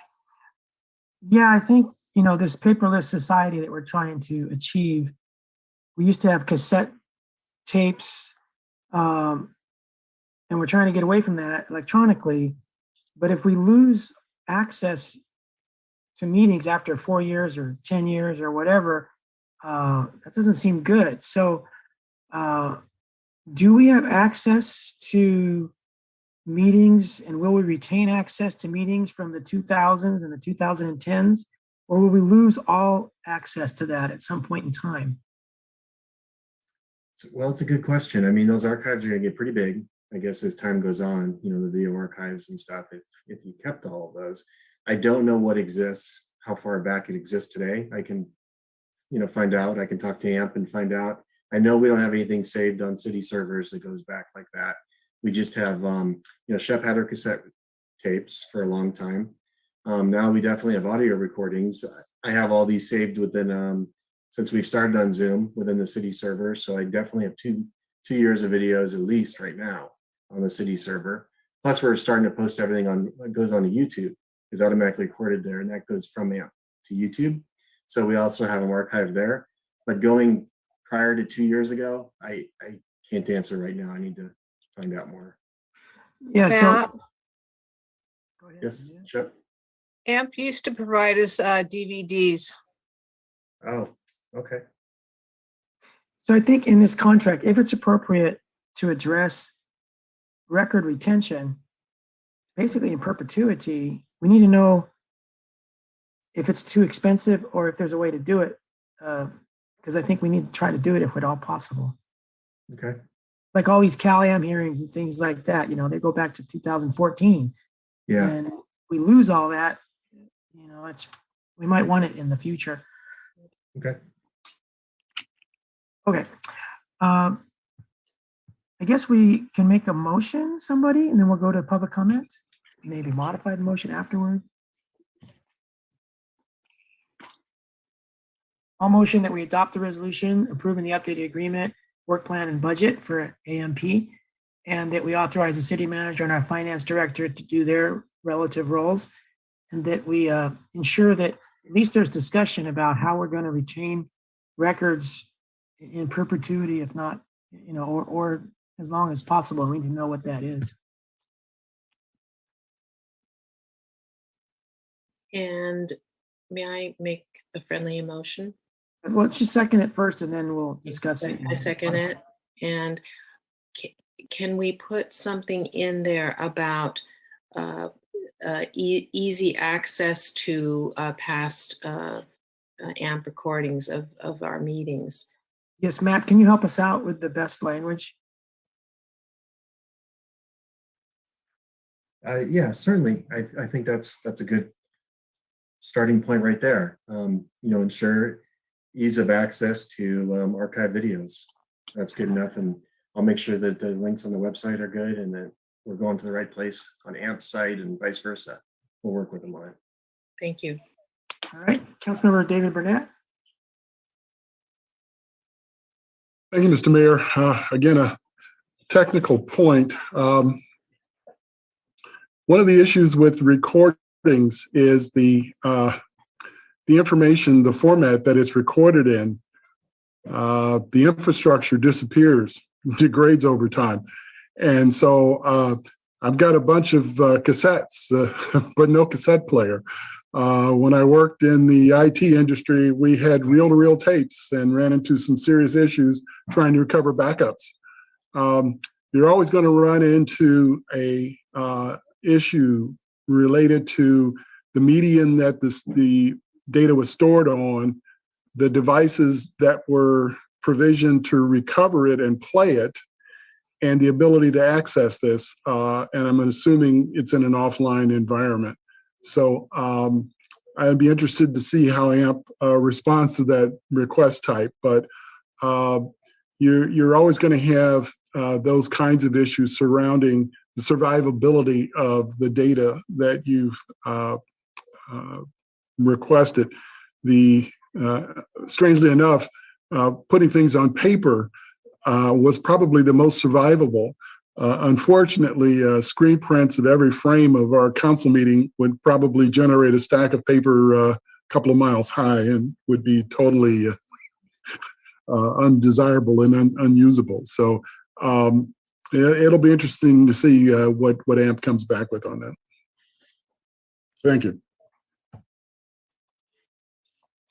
Thank you. And we're not the only city that has the same desire, so we need to figure out what other cities are doing too, even with AMP. Okay, Mayor Pro Tem Kathy Biala. Just that I think as technology advances, there are always conversion ways in which we can take old technologies and convert them into the newer formats. So I think we can still have it available in the future by some means. So thank you.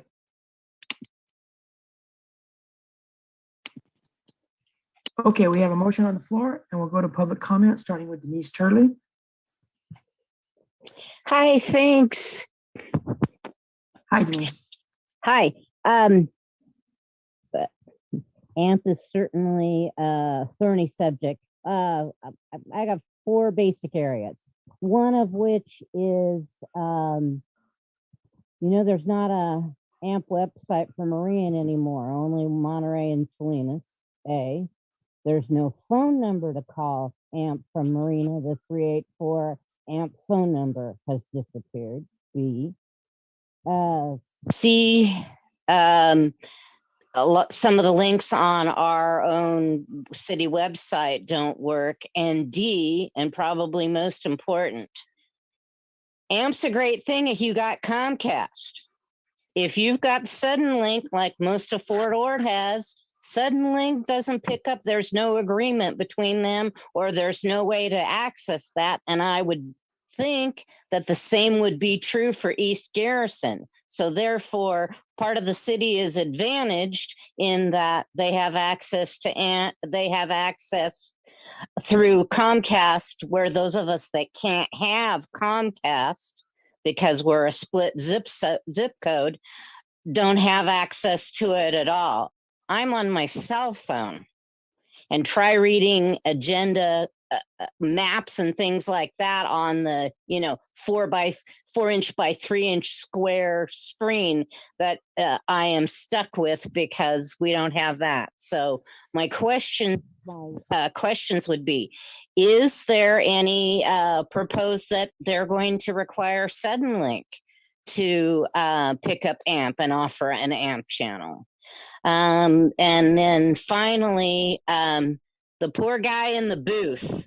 Let's make sure that we had one meeting just before COVID where the entire meeting was was recorded, but the audio wasn't on.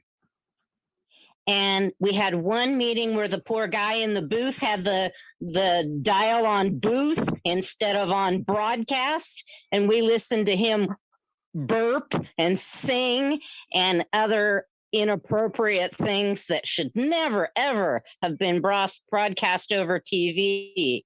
So I would also add in my list training of the guy in the booth when we're back to the guy in the booth as to what he that he actually has had training on the equipment and actually knows how to operate it. So I would say my vote would be don't bother with AMP unless you can cover the whole city and address some of the production errors and the things that I have discussed. Thank you for my time. Thank you very much, Denise. All right, let's go to Paula Pillow. Good evening, Paula. Just to add on to what Denise has had to say, I had another comment, but I wanted to add on to that because we have very unstable internet out here. As new fiber optic was put in, as Sea Haven was developed, just like many other infrastructure improvements, we get bypassed every time. So we have highly unstable internet out here, which is makes it very problematic to stay on these meetings most of the time, or to go out and review an old meeting. So that is an issue, may not be central to what you're looking at right now, but it is an issue that needs to be addressed. AT&T has promised me that they could do a patch from one of the monuments out there along Preston Drive that goes out to Sea Haven to attach it to our copper wire to improve things. I don't know. But back to the records, I wanted to say, you know, in addition to the cassette tapes that the city clerk has maintained, AMP was always able to make a videotape as well. And I remember that Alec on many occasions provided me a videotape when I was trying to get a record of a meeting that I could not find otherwise, because their site, the way it was listed or not listed, was very confusing and could not access things. So there are videotapes somewhere that people have. I have some in my garage that go back to 2001, 2002, I think. And also, he indicated to me that they had offloaded much of that material to a separate server at some point. And I think that was about 10 years ago. So you might want to reference that when you speak with them, that there is perhaps another server that contains the information in some sort of digital format. And that would be helpful to have all of that preserved. Thank you. Thank you, Paula. All right, we'll give Doug and Elizabeth, Mike and Richard and Tommy another moment. Let's go with Tommy Bolea. Hello, Tommy, welcome back. Good evening. Yeah, it'd be nice to have some type of standard format. I mean, it does take planning. This obviously getting this historical information on agendas, and they mentioned something about the internet. Well, obviously I brought that up, and that's a clear point. So AT&T is only doing new stuff on new homes. Everything else is left in the 18th century. I try to look. First of all, Marina's website is somewhat convoluted. I mean, it's like an enigma in a puzzle. It just doesn't make any sense. It has no flow to it. I mean, for me to look up crime records, download, wait, look at old agenda items. I mean, you make it to where historically you cannot go back in time. Once you guys carved that thing and made your decisions, or whatever was said to be, or we're going to do this later, or we don't have enough staff. I've heard that so many times on record, but obviously I don't have a recording of it or transcripts or whatever. But I guess you guys need to work on some type of standardized format. If it's going to be digital, in the new digital world, there's audio codecs, there's video codecs. I don't want to get technical, but you just have to pick a standard, and I don't know what happens to the old. You have to bring it back to the new, so it's all the same, or else some people are going to be cut out, and some people will be able to read it. Some people will be able to read it, but they have to wait because of the download. This is sounding almost like the police database not working. I mean, obviously, you have priorities somewhere else, but the less information we know. Obviously, you look at history. Always look at history, and that can help you make a decision in the present. History always repeats itself. So if you always go back in history, look at those files, look at those records, it helps you make better critical decisions in the future. But without it, it's just like you're in a cloud, and you're just unable to make decisions properly. So I think you need to stick with some standard format. If it's AMP, I don't know what that is. Videos, I don't even know what that is. But since we have different carriers and we have Twisted Pair, and the new housing has, oh gosh, they got fiber. So we can't, obviously they're much way ahead of us. And I don't think AT&T is going to do any infrastructure changes. I really don't. I mean, it's a huge investment for them. I think we're going to be left we're just going to be left behind, especially with the cell phone problem that we're having. I mean, I can't even use my cell phone in Marina. I can't even call my brother, can't call my sister. Only thing I can do is, Tommy, we need to restrict this to the Access Monterey Peninsula contract? okay, well, just come up with, like I said, come up with a standard, and we need to move forward on it, or else we're going to start something and then we're going to make another change, a different format, digital, audio, analog, whatever, but you need to stick to a standard and let's move ahead, because right now we have no historical data. I mean, I like to look up the criminal record system, but just to see where our problems are at so we can start solving problems. Thank you. Thank you, Tommy. Okay, we'll go ahead and close public comment. Can staff address Denise's sudden link situation and audio lapse that she spoke of and other issues? Well, Lane, I might need your help on the Suddenlink one, but on the audio lapse, that'll be another item of follow up with the AMP management. Right. I'm not positive on AT&T's Suddenlink Dish who has access to the app. Would have to follow up on that. It's generally franchises, and Suddenlink, I think, doesn't have the same franchise that AT&T and Comcast do.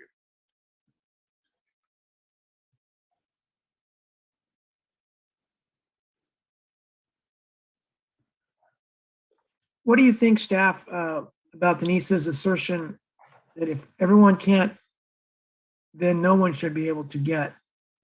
So if a part of our city gets Suddenlink, provides their cable, and they can't access our PEG, and other parts of the city can, what are our options? I don't know, because and Matt is correct, their franchise agreement is with Comcast. I doubt that Suddenlink would be willing to, because they're much smaller user base. I doubt that they'd be willing to do a franchise agreement and pay for facilities. It would have to just circle back with AMP on that. So we don't have our city attorney with us tonight, right? I'm just wondering, is it legal to have a service that some of the city can get and the rest can't? I think it is, because it's based off of TV provider franchise fees. I mean, this all came out of, each city used to have their own franchise fees for different services, and they went to the state, the cable providers did, and said, we don't want to negotiate with each city anymore. So they got a statewide franchise, but they have to pay franchise fees for that. And part of it is 2.6% of a cable bill goes to PEG fees. So Sunlink is probably not paying that. I have to, dig in, but deeper, but that's, I believe. So it's just internet access is another way of, getting this channel and not paying peg fees is through, YouTube, or we, because we do stream it through YouTube or through the AMP website. Those are other ways people can watch the channel. Yeah, so the poor people on Fort Ord that have poor internet coverage, they're kind of stuck however they try to access online resources. Okay, was there any other comments or questions that staff wants to address? I didn't write anything particular down for Paula. Did anyone note comments or questions that we should address that we haven't? I think it's all council kind of asks those. Okay, well, we have a motion on the floor. Anita, can we have a roll call vote, please? Councilmember Medina Dirksen. Aye. Councilmember Burnett. Yes. Councilmember Berkeley. Yes. Mayor Pro Tem Viola. Yes. Mayor Delgado. Yes, so that motion passed unanimously. And we'll move on to our action item regarding our unmet community needs. I'm sorry, Kathy Biala, go ahead. She wants to, probably going to ask for a break, but she's muted, so maybe she doesn't need a break. No, may we have a 10-minute break, please? Yeah, okay, if we do a 5-minute break, is that okay? Sure, I can eat dinner in 5 minutes. Finger food, All right, so we'll be back in 5 minutes at 8:27.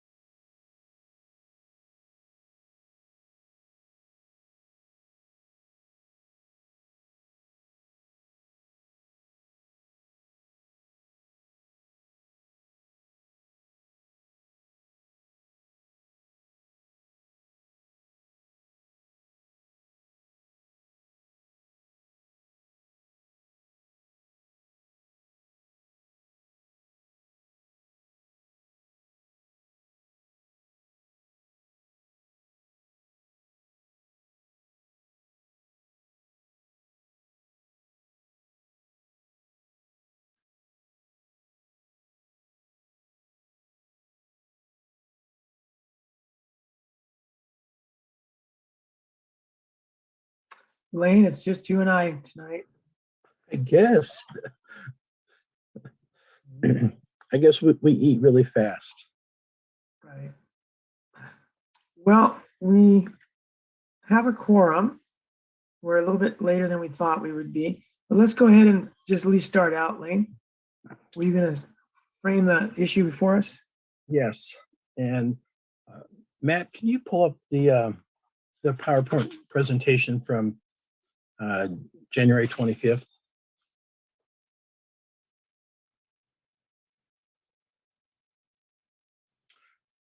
Perfect, thank you.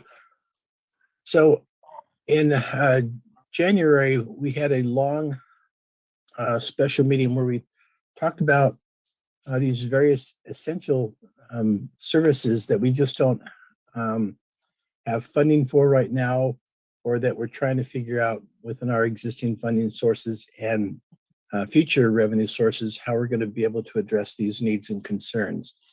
We broke them down into 4 major categories. And so next slide.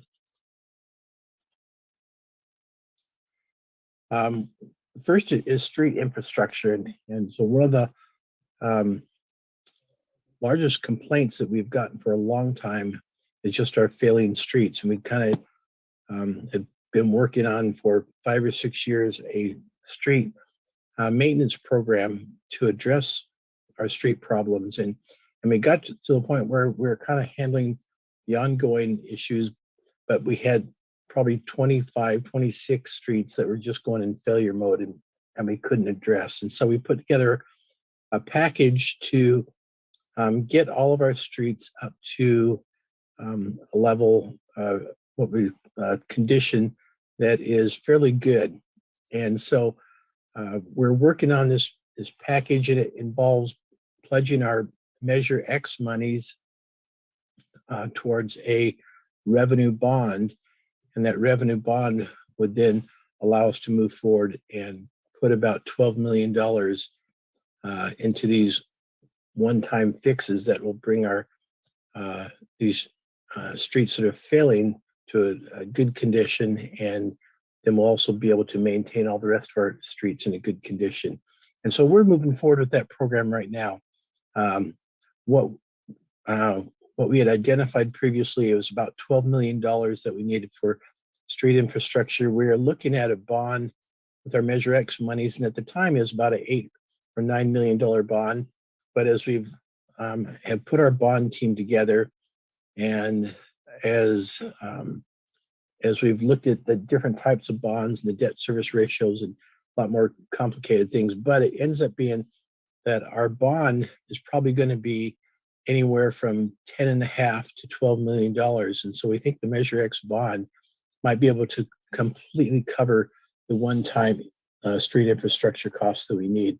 Because at our January meeting, we talked about maybe needing $3.5 million of our American Recovery Act funds to help close this gap, but we may not need that. And so we're moving forward with this program. We'll probably be issuing the bonds sometime in July. These are going to come back to the city council probably in the next few weeks.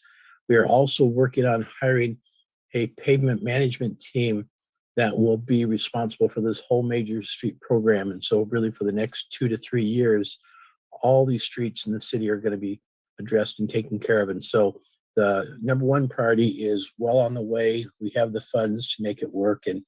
And so just all good news on the streets. Now on the facilities is where we have the problems. And so Matt, if you can go to slide number 6. So we skip all the streets.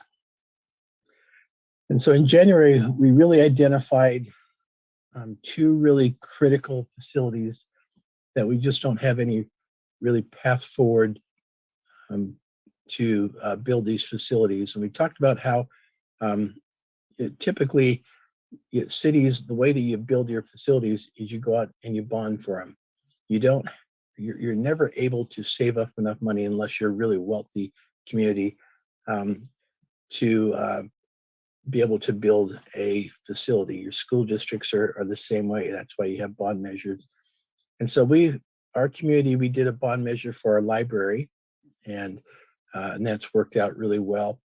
And what we have identified as our critical needs in our city, number one is a new fire station that's needed in the Imgen, California Avenue area. And we have property, the city has property in that area.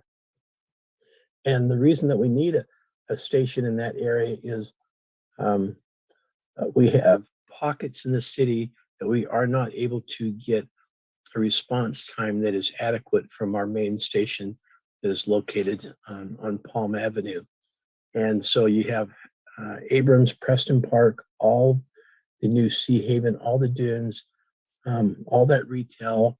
You're getting these high hotels that all require a station located closer to that area. And so that's why we it's important that we get a new station there, especially all the new growth in the city is happening in this area.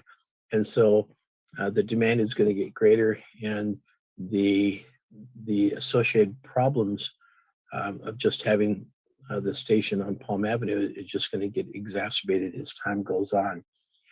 And as a comparison, in East Garrison, they built a new station there about 5 years ago that is probably close to what we'd need here in this size. And they built it for $6 million. Now, Seaside today is building a similar fire station. They initially budgeted $12 million for it. And they recently have, they've had their bid estimates, and now they're coming back and saying that station is more like $16 million. And so we have estimated $17 million on the safe end. And maybe as time goes on, as the supply issues get worked out, the supply chain issues and construction costs are just at an all-time high. And so there's a possibility maybe they could come down, but you can see how when you keep on putting off building these facilities, you still have the exposure that your city needs, but you get further and further behind, and you get more and more expensive to build these facilities. And so we estimate that at $17 million. In our existing budget, we have no funds to be able to come up with monies like that. The second facility that we talked about was a combination city hall, council chambers, and police station. Our city hall is not even a facility. It was some double wide trailers that were combined with and put together when the city was incorporated and linked together back in 1975. And so they're 45 years old and don't meet ADA requirements. There's so many issues and problems with these facilities. And we looked at saying, okay, we're to the point where either we need to do some major renovations just for the safety point of view to meet minimum ADA standards. And 2 years ago, we'd estimated that cost at about $7 million. Given how prices are going up, it's probably more.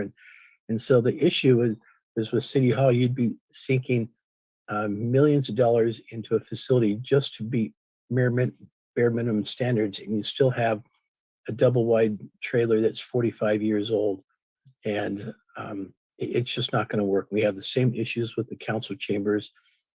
We've multiple times in the past years have tried to look at retrofitting the restrooms and bring it up to ADA standards, and every time we try to fit it within our budget, it just doesn't work. And then the same thing with our public safety facility. That building is 20 plus years old, and we are constantly having problems with the structure, with the HVAC, with leaks, elevators, the layout of the building. Plus our staffing has grown significantly in the 20 plus years. And so we're outgrowing the use of the building. And so we talked about doing a combined facility at about $35 million. And a location that at least our general plan talks about is out by the Loch Padden Park next to the library. And that could be a nice civic center location. Again, these are critical facilities that that if we don't address, then in our future budgets, we're going to have to shift millions of dollars just to do these fixes, and they're going to keep on just growing every year. And so you're sinking money into an endless pit.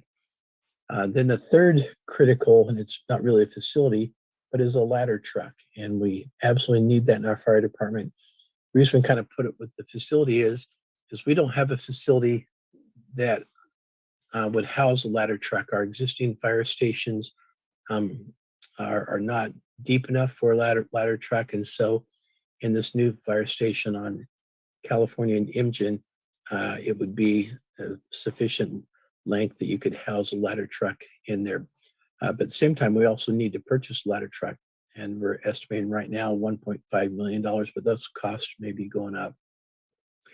And so those are critical facility needs that as a city, we have to figure out how to address these. And that's what we kind of talked about in January. Now, Matt, if you could go to slide number 9. So we've talked about other facility needs, and we know that we have them, but we aren't going to focus on that. So that's in the presentation, but that's going to have to be for another day of how to figure out how to address those. And these are needed ones, but certainly not critical. Next slide. This talks about unmet staffing needs, and these are only some of them. We know that in the future we're going to need additional, probably need additional police officers, and but when we talk about these staffing needs, the funding source from this is not one-time revenues. It's not bonds. These have to be from your ongoing revenue sources. And so as we try to expand our tax base, our sales tax base, our TOT tax base, that's our vehicle to funding these unmet staffing needs. And so we've talked about these, but we're not going to focus on these for tonight's discussion because that's a different revenue source. Then Matt, if you go to slide number 13.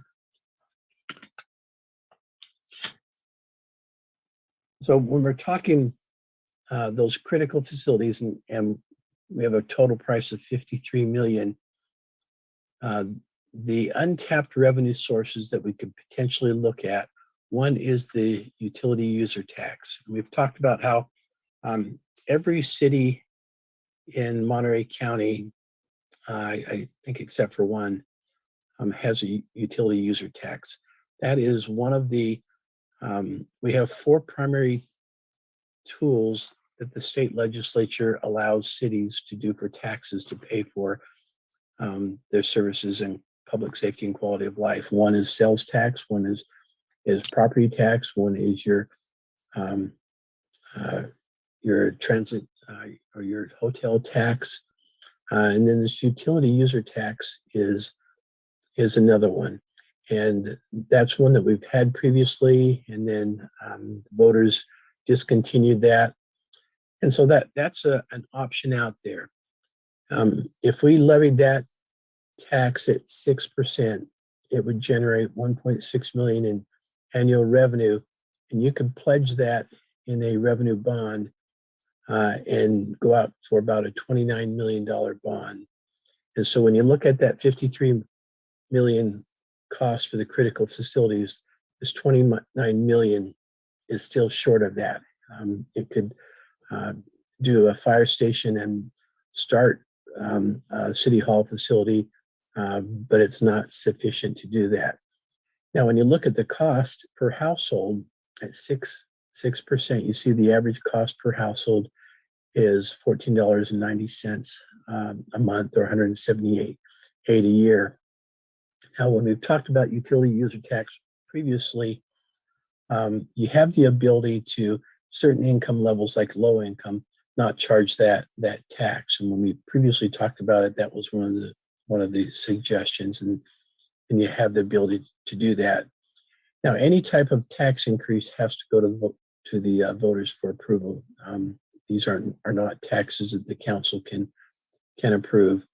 And so a utility user tax, if it went to the voters, it would require a majority vote or a 51% vote for that to pass. And so that's one option. Now, Matt, if you go next slide. The next option is a general obligation bond. And that's typically what cities do when they have major facilities to fund. And so if we went out for a 30 million general obligation bond, the cost to a household or to a property owner, because general obligation bond is a increase of your property tax. And so for every 100,000 of assessed value, and let's say the average assessed value of a property is 600,000 in Marina, and that may be a little high, but just for a starting point, so every 100,000 at a 30 million bond, you're $525 a month or $63 a year. You take that by 6 for a $600,000 home, and so a monthly amount for that would be $31.50 a month. And then you can do it those different levels. A $40 million bond would be $42 a month, and a $50 million bond would be $52 a month. And that again is for the average if you had an assessed value of 600,000. And so when we look at options to address these critical facilities, these really are only two options realistically. Now, a general obligation bond is different from the revenue bond, like a utility user tax. A general obligation bond requires a 2/3 voter majority to approve that. So that'd be 66 2/3 would be required for that bond to pass. If we were to go down this road, we really have a couple months to really kind of put this package together, because you have to have it to the county 88 days before the election. And so the timeline starts to get really, really short. We talked about this in January and haven't got a lot of feedback from the public, but I think at this point, we need some discussion from the council on any questions that you may have. And if we want to go down the road of trying to get these facilities addressed and built, what options make sense to look at, and we can kind of go from there. So that's kind of what I have prepared for the presentation at this point. And we'll just kind of take your questions now. Okay, this might be a meaty issue, so let's do it our normal format where we just have questions first, and then we'll make a motion, and we can have brief comments, and we'll go to the public. So let's start with Councilmember Christina Medina Dirksen.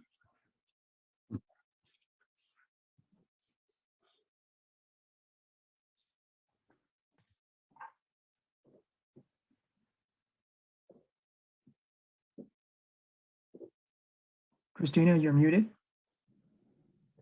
Dang it. Sorry about that. Thank you.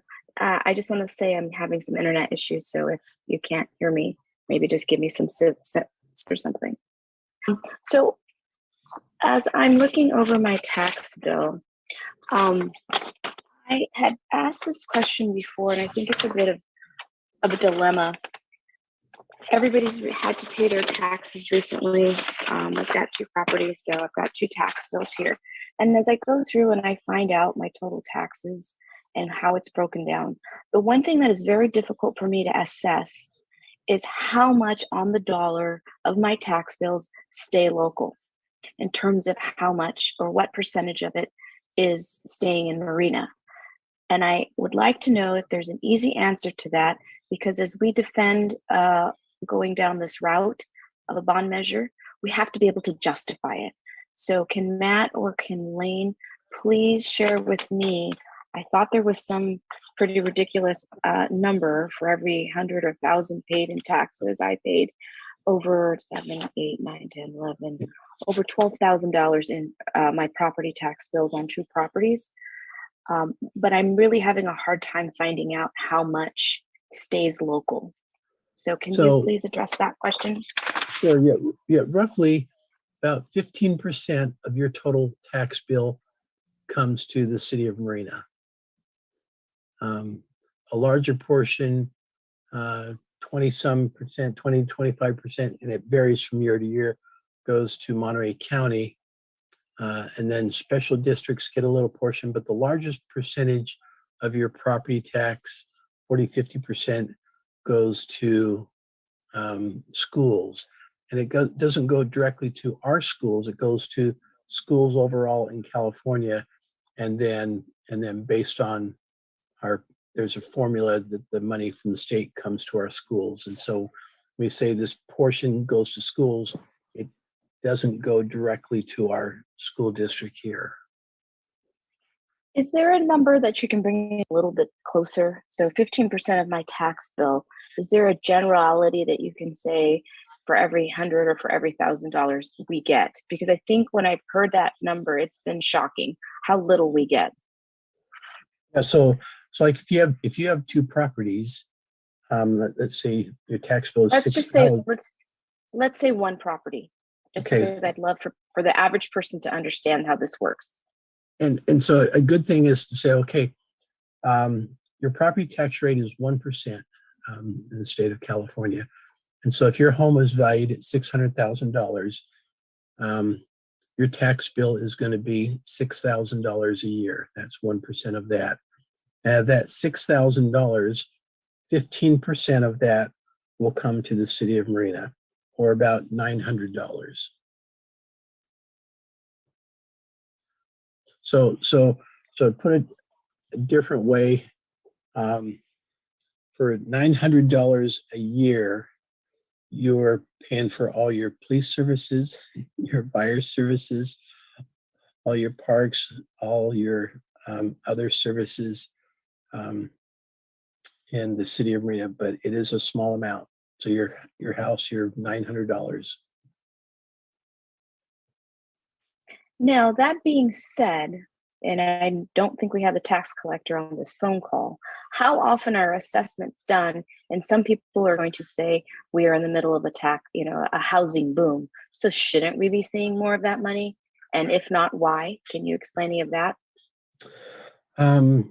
Yes, and with our mid-year update, it's going to be in May now. You're going to see our property tax has increased, and the largest part of that will be because of the Sea Haven development. With the Dunes development, most of that property tax is going back to the Dunes developer, and that's because that was part of a redevelopment agency that that tax increment is the property values increase in the Dunes. 100%, almost 100% of that goes back to the redevelopment agency that then has an obligation to pay that to the Dunes, and then the Dunes uses that. Is that for infrastructure improvements? Yes, and the Dunes uses that to pay for the infrastructure to put all that development in. Okay, I'm going to go ahead and I do have more questions, but I would like to let my colleagues in on this and the public. And I definitely have some questions about how we would gauge public support for this, but I'll let my colleagues talk. Thank you, Christina. Let's go to Councilmember David Burnett. Thank you, Mr. Mayor. Lane, the airport, I believe, had a fire station. And there was some discussion about reviving that or remodeling that. What happened to that? So we currently have remodeled that, and we do have a second engine company that is operating out of that station. But the location is wrong. So it's a good temporary facility. So it gives us the ability to have two engine companies. The minimum staffing on that engine company is 2 right now. We're trying to get to the point where we have staffing of 3, but we do have 2 engine companies now. That was, So the location, the staging of that would still put us outside of the response time minimum required? yes. Wow. Okay. Okay. So, and that station got a lot of its money because it's located on the airport through FAA grants. And so it was kind of a dual purpose that we could get grants to help renovate that station and then at least help us a little bit. But long term, that was never the solution. Okay. As to your general discussion about a utility tax and a potential general obligation bond, I understand that the general bond would be a municipal bond, a city bond, so all of its proceeds would be at the discretion of the city. There would be no funds used outside of the city from this particular bond, right? That's correct. Okay. As with the utility tax, it would be taxed on the property owners here in the city, and its proceeds would be available for projects here in the city. That's correct. Okay. So the question I have about a utility tax, it's really kind of regressive in the way the taxation is done, meaning that those least likely or least able to pay suffer or impacted by it more so. You know, I have a problem with that. The other issue I have is a utility tax as it relates to renters. I believe the city of Marina has a 70% of our residents are renters, or somewhere around that. But most rental properties, most people who are in apartments, they pay a separate utility bill. So would this be something that the utility company would pass on to them, or would this be something that the city would have to administer? Yeah, so it depends on the arrangement with the apartment complex, but I think you're correct that probably most of the apartment complexes, the apartment user or owner or renter typically pays that utility bill. So they would probably pay that. If it went to the owner of the apartment and then he built that into the rents, then if there's an increase, he may try to increase the rents too. Is there any way to guarantee that for those folks that live in a unit that they don't receive a separate utility bill, but are you know, it's combined into their rent, that the property owners would not be permitted to raise or, you know, use this as an excuse to raise their rents beyond the modest figures that you quoted? I'm very sensitive to that. I've seen some unscrupulous landlords use, you know, cite, oh, well, the utility taxes are going up or the property taxes are going up, so that's why your rent went up 50% or something like that. So I would be very interested that we would somehow provide this or look into how we can restrict that the impact of this tax on a rental property or for a renter, that it could not exceed the amount that you know, that was actually being collected. Yeah, I would have to look into that. I'm not aware of how you could build that into the ballot measure, and I'm not sure how you could restrict Well, maybe that without. even if if we could just, put out some information so that the renters would know that, if your landlord is increasing your rent because he says the utility tax, has caused him to raise his rates 30%, that's just not true. I'm just concerned about that. The other measure that you outlined, the general bond, so this would be on property owners. And so again, some of the rental units are the property owners I would imagine, bake this into the rents that they are charging. And I just want to, how we can protect folks from being gouged or being taken advantage of, because the city's in a crunch and we need money. Doesn't mean that we need to take it out on the backs of the folks who are most of the citizens in our city that are renters here. That's a really good question. And again, without very strict rent control in place, I'm not sure how you do that. Yeah, I don't know. I don't know either. But I'm also, my sense is that the rents that are being paid right now are record highs.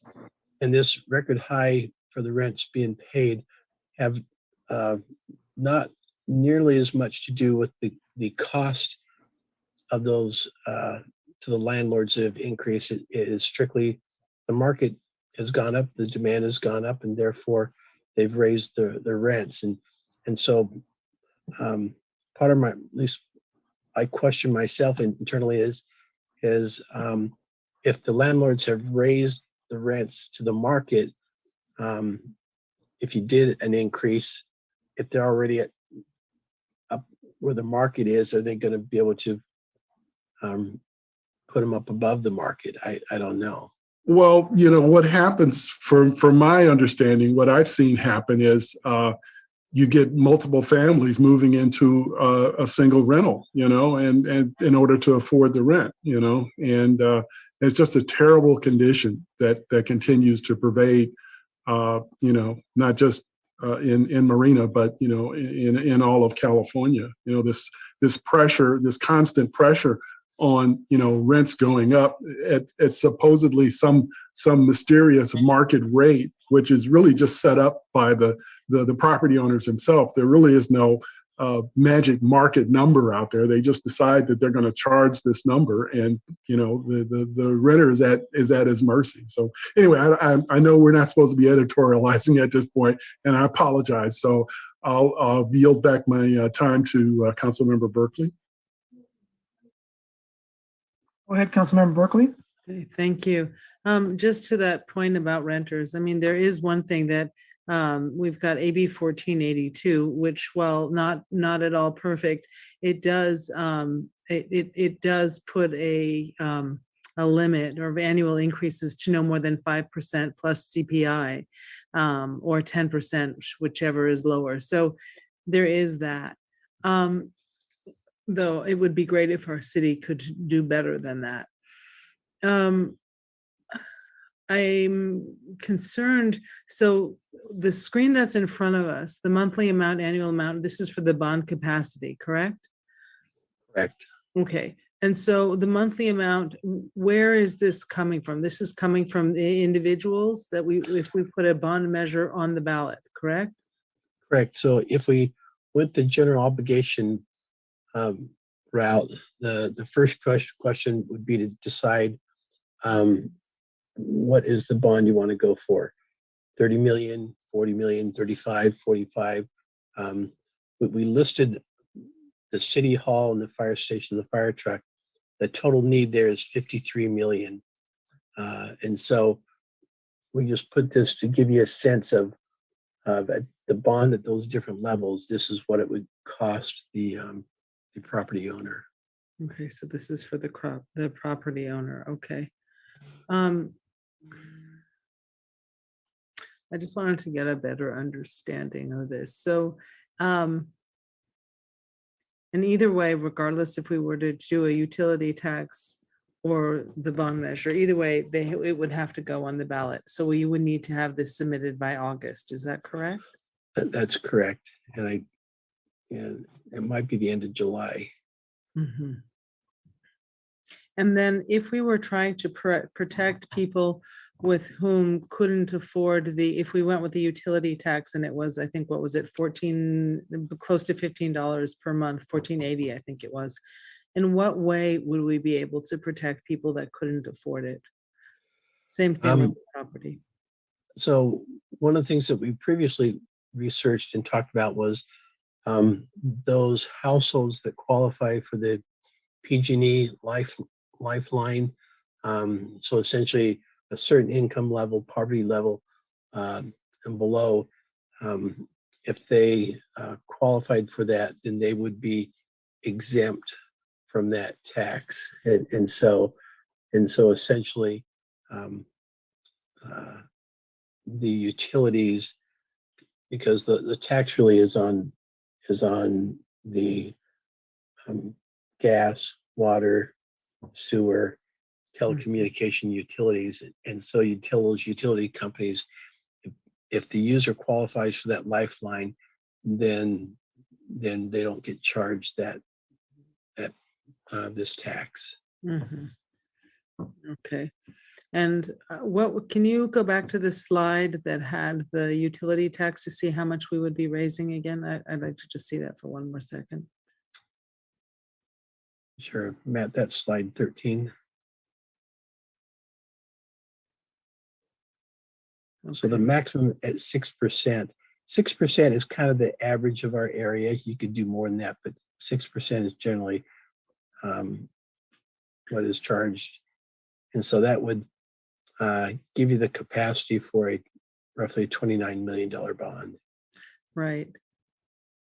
Okay.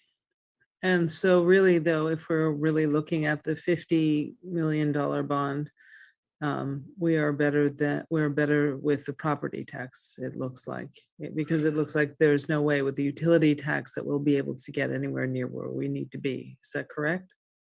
That is correct. Okay. So if we can go back to that bond, the property tax, okay.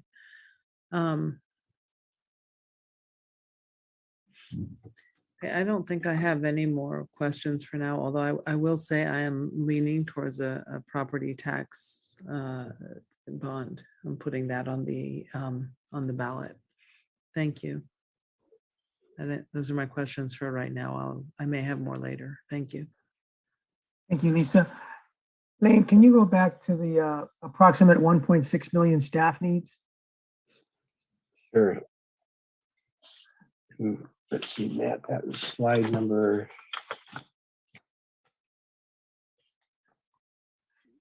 All right, so these 4 maintenance staff, they would do a lot of the street median work, mowing weeds, taking care of our parks. And we've heard from the public that they want better maintenance of our facilities, primarily our parks and our streets. So we have firefighters here, other positions. We hear a lot about code enforcement. Would this code enforcement officer be focused only on organics? No, it would just be for general code enforcement. We know that organics is going to come up and need more time for that. Okay. All right. So we have 1.6 million in staff needs. Now, can you go back to the UUT percentages and what they bring in? So 6% brings in 1.6 million. So the 1.6 million in staff needs are recurring expenses every year. This is a recurring revenue every year that approximately matches the need for that recurring new staff support. So to me, there's a direct link here that if people want better maintained city facilities and services, like other cities who have UUTs, that seems to be the most logical place to get recurring new revenue for recurring better services. Now, can you go to the long list of facilities after the three that add up to 35? So here we go. So there are some citizens that would want some of these facilities before they would want a new civic center, a new police station, a new civic center, or a new fire station at Imgen, California. Those other three facilities that added up to 50 million are your priorities because that's the way you presented it tonight. And these are what some people, besides us, they might want one of these or more, one or more of these. So if we went with a bond measure and it passed and it brought in $50 million, could we then have public discussion about whether to spend it on those top three priorities as you presented them tonight, or somewhere else, like some of these priorities? So I guess my question is, if a bond measure was to pass, when are we committed to how it's going to be spent? That's a good question.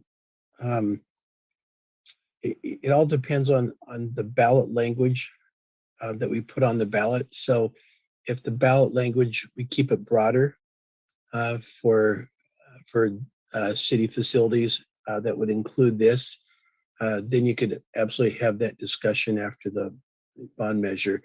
If you went the route and said specifically on the ballot measure, these are the facilities, then you would be tied to that. Okay.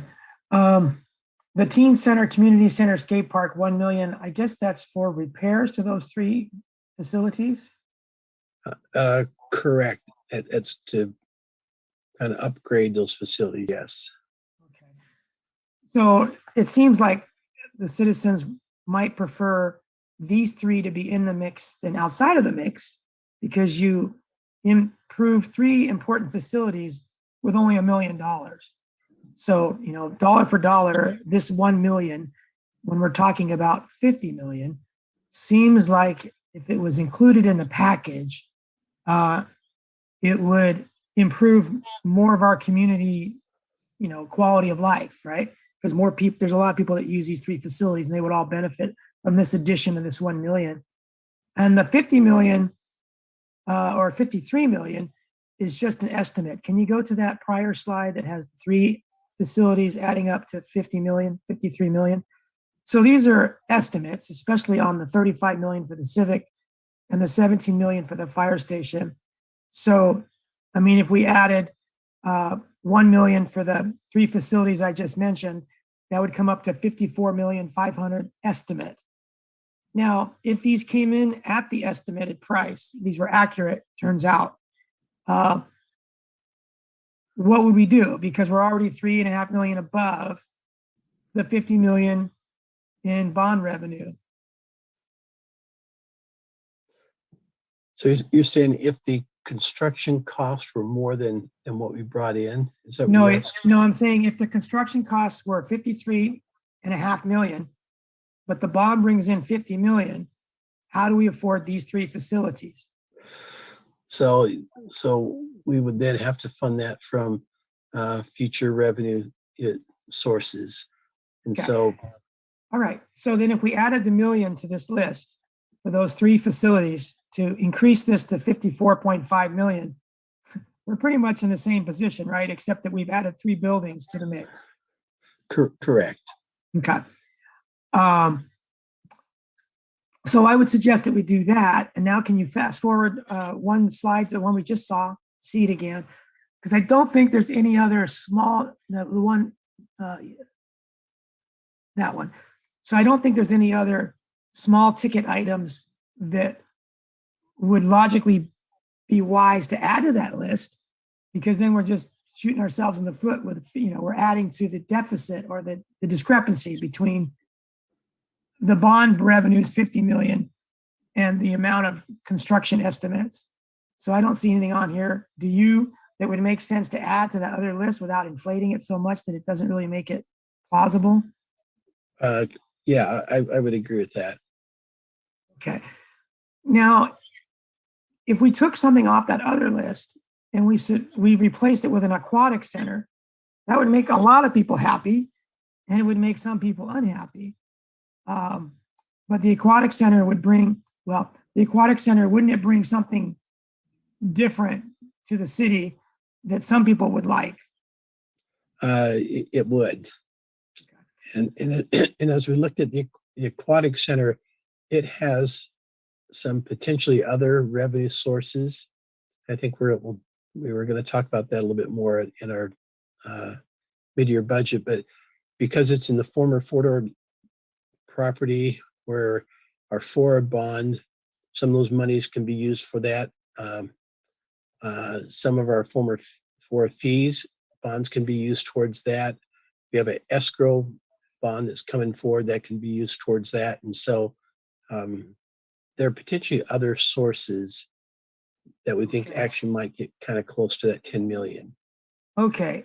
Would it make sense to provide information to the public? Let's say that we put something on the ballot that is estimated to bring in 50 million.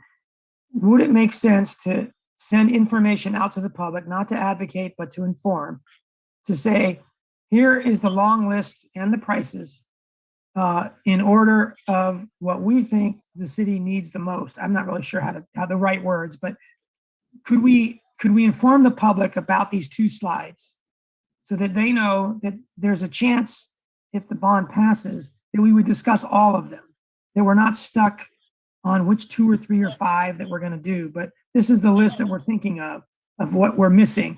Would that make sense? Yes, and what I would suggest, and we're going to get into it anyway, is if we go down this route of that we want to put something on the ballot, we really need to hire an elections PR firm that puts together this information, and they could exactly do what you're talking about. They talk about these are the different options and how you want to present that, and maybe do some surveys with the public and get some feedback. So they would make recommendations on how we structure the bond, the wording that would achieve some of the things you're talking about. Okay. That's all I have. Let's go to Councilmember Burnett. Thank you. Thank you, Mr. Mayor. Just a quick follow-up on the line of questioning that you were pursuing right there. I don't know of a public that would say, oh, I want a police station over a swimming pool. But I think the chance to fund a police station, a community center, and a city hall is only going to come up once in a generation. And that, if we take the bold route and add the burden to our citizens of $50 million, we should really target that for things that there's just no other way we could possibly pay for them. And while an aquatic center, a hockey pavilion are wonderful things to talk about, I think at this point, for this amount of money, for this length of an obligation, because once we obligate, we can't do another bond in like 5 years for another $50 million. It's just that's just not how it works. So I would caution you to lower, maybe not lower, but to focus on this is our one shot for this generation. And you know the state of our city hall, of our council chambers. You know what it's like to be in there. So if there is a shot, if there is a possibility that we could fund those and get something that I think mirrors or would be an uplift for our community to see that, Marina is on the map and we're moving. I would not want to jeopardize that by holding out some hope that, well, we're going to talk about a city hall, but what we're really going to do is build an aquatic park or something like that. I would just caution you not to travel down that road, because I think, it would betray a trust I think we have with our citizens. It would suggest that, it's a bait and switch kind of thing. And I think the bondholders themselves might have some questions about that. Anyway, that was just my comment. Okay, and we're still in the questions mode, but let's move over to Mayor Pro Tem Kathy Biala. You kind of lost me on going back to questions, because I think I was waiting very patiently to just to not make comments. So if this is questions only, I have only one question. And that is,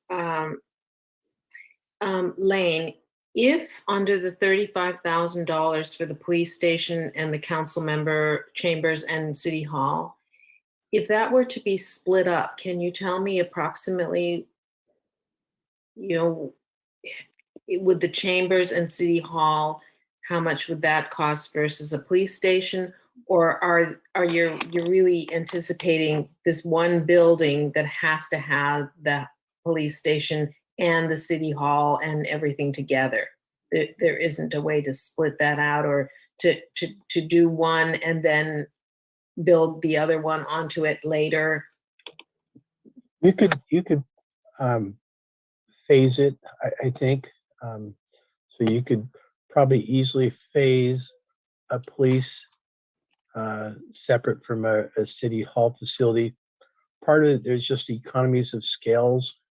And so it'd be the balance of phasing versus that. But yeah, you can certainly phase it.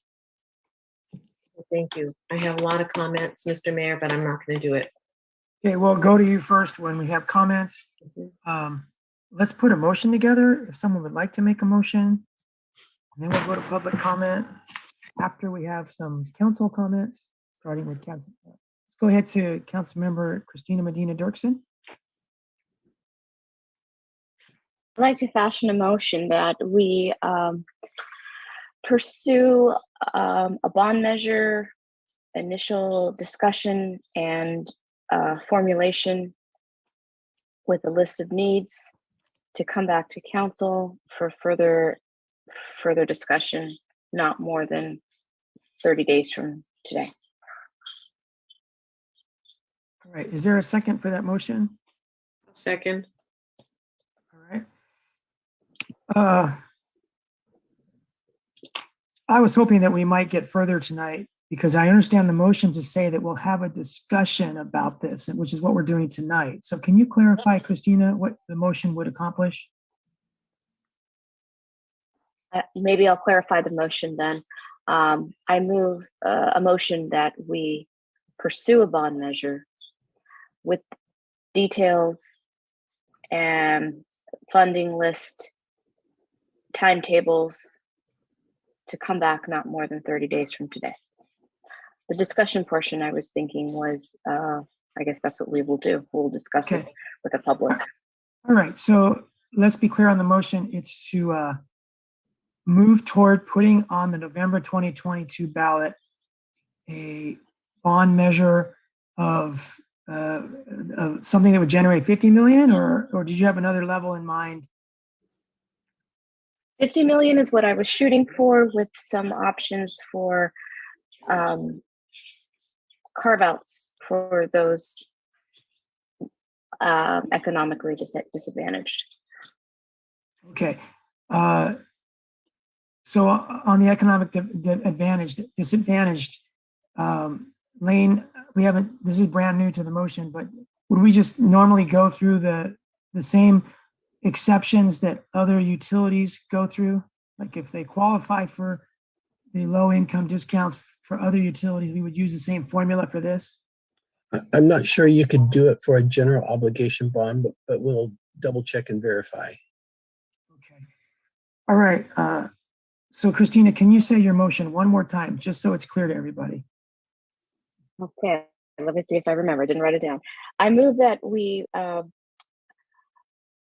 pursue a bond measure with timetables, funding $50 million, not to exceed $50 million, with timetables, list of projects for the November 2020 ballot.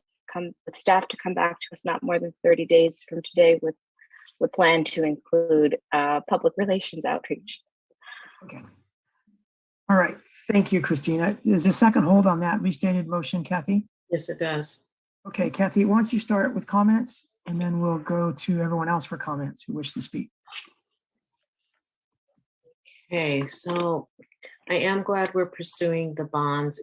It's there's no happy ending to this. When we ask for any kind of tax increase, there is no win-win on this. And so I think that, you know, when we look at it, there is a big risk because now with the bond measure, we're looking at, you know, 2/3 approval. That's a high bar. The other one would only really need is a simple majority, 51%.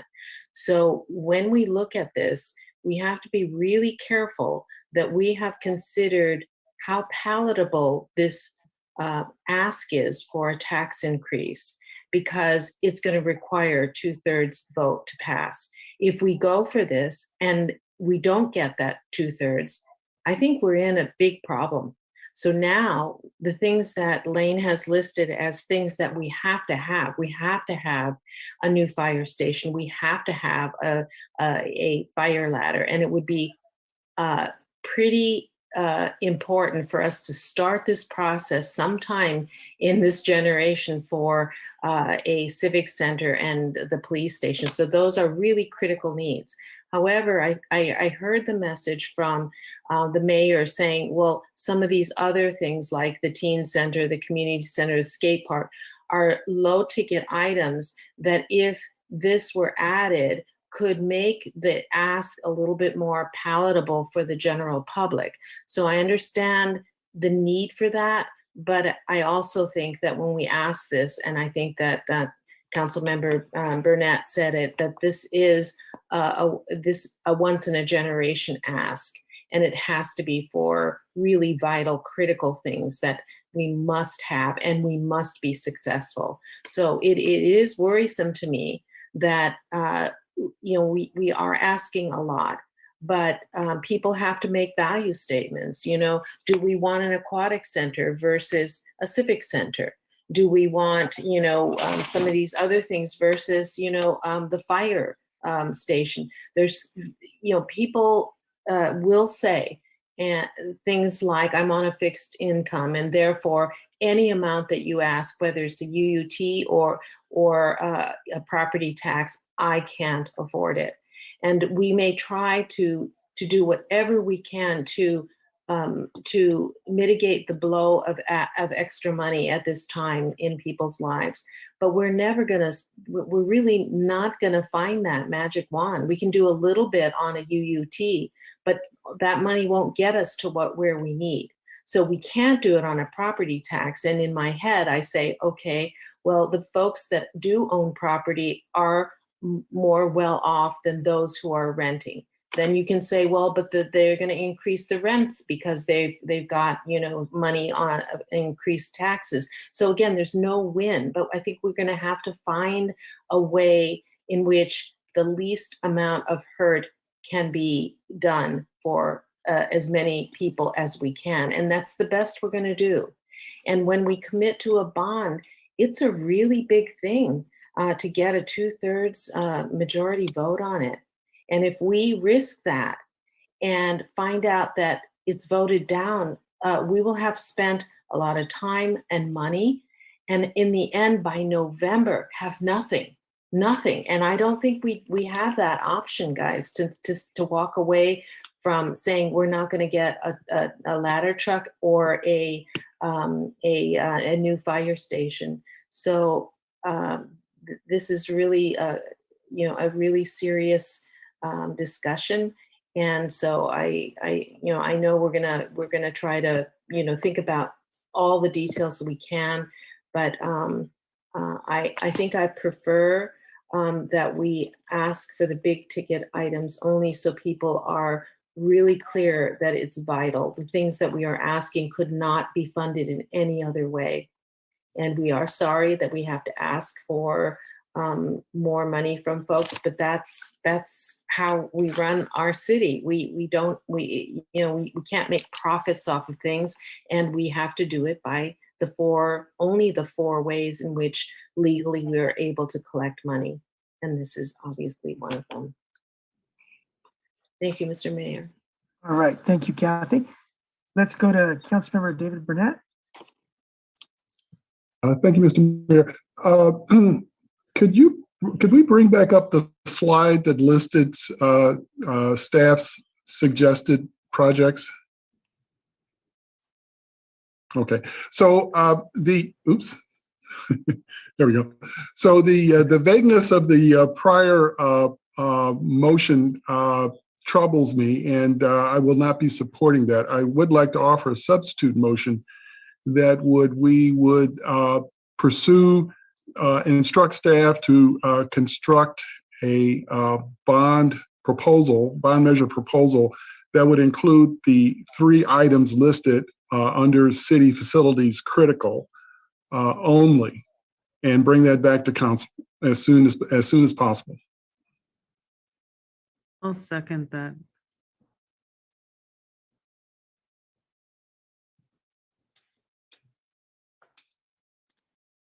Okay, let's go to Councilmember Christina Medina Darkson. Thank you, David. I have a comment, but not on the motion. Is that okay? Yeah, that's fine, Christina.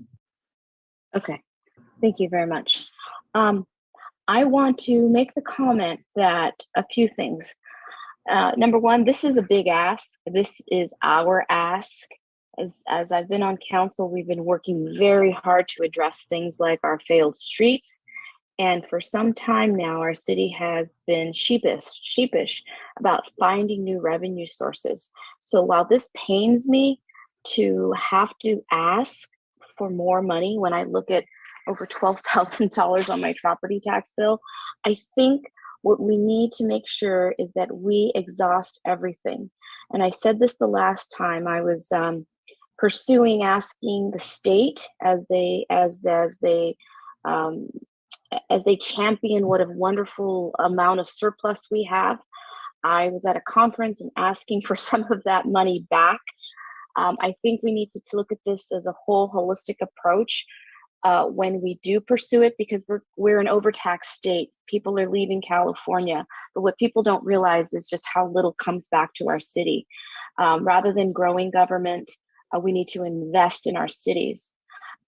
So that is a comment I want to make, that I want to make sure that I am pledging to exhaust everything that I possibly can do to ask for either monies back or other ways to make this less of a blow. I want to say people are noticing. We do have some street improvements. We're finally getting our facilities, our leases under control. If you look around, our city is growing. The big question is, why are we in this financial position? Don't we have a whole lot of housing coming up, and isn't there a lot of money there? So I think we're going to have a big PR push in front of us that needs to be very well thought out. As far as the rents go, I think there's a myth. There is a very big myth that that because you own a property, you must be wealthy. That is not the case at all. If we're looking at the large, commercially managed properties, then perhaps they tend to be a little more or a lot more gougy in their prices, though there is rules against how much they can ask. So I just caution that we do not put the onus so much on demonizing property owners, because they are the ones that come forward and pay these taxes. Yes, our rents are out of control, but that's market forces for us. There's a lot of factors there. I do worry about the people that are on fixed incomes and do have rental properties as their source of income. So we definitely, as our council member Biala said, have to soften that blow. The other thing I wanted to mention was that this is going to be a community ask. And as I've sat on council and prior to getting on council, that was one of the big things that I have been championing and is bringing people to the table. And I've been quite surprised by asking residents, such as the higher tax ones out in the Sea Haven, about extra facilities on top of their tax bill, and quite surprised that they're used to cities with these type of amenities. So the higher tax people, I was going to imagine some blowback, and we are going to get it. But if we show ourselves as a world-class city that we can be with, I mean, it's just ridiculous that we don't have a ladder truck and we have we have multi-story buildings now going up. We just need to bring ourselves back into the present and invest in ourselves, which has not been done. And I'm sorry, Mr. Mayor, and all those that have been here prior before me, but we just were never in a position to invest in ourselves. So it is going to be a hard ask, but as long as people see that we're putting the money where it belongs in our streets, I want to make sure we have a budget oversight committee, because we cannot just throw it back in the general fund and say, oh, we're just going to hoard it like some other cities have done. We've got to make sure that we invest in ourselves and we show people and make them part of the process. So I just want to make those comments. I'm going to be doing whatever I can to ask Sacramento for some money back, and that is a big push. The renters, I feel for them, but do not demonize the property owners, at least, those small mom and pops that, or small rental people who have rentals as part of their portfolio.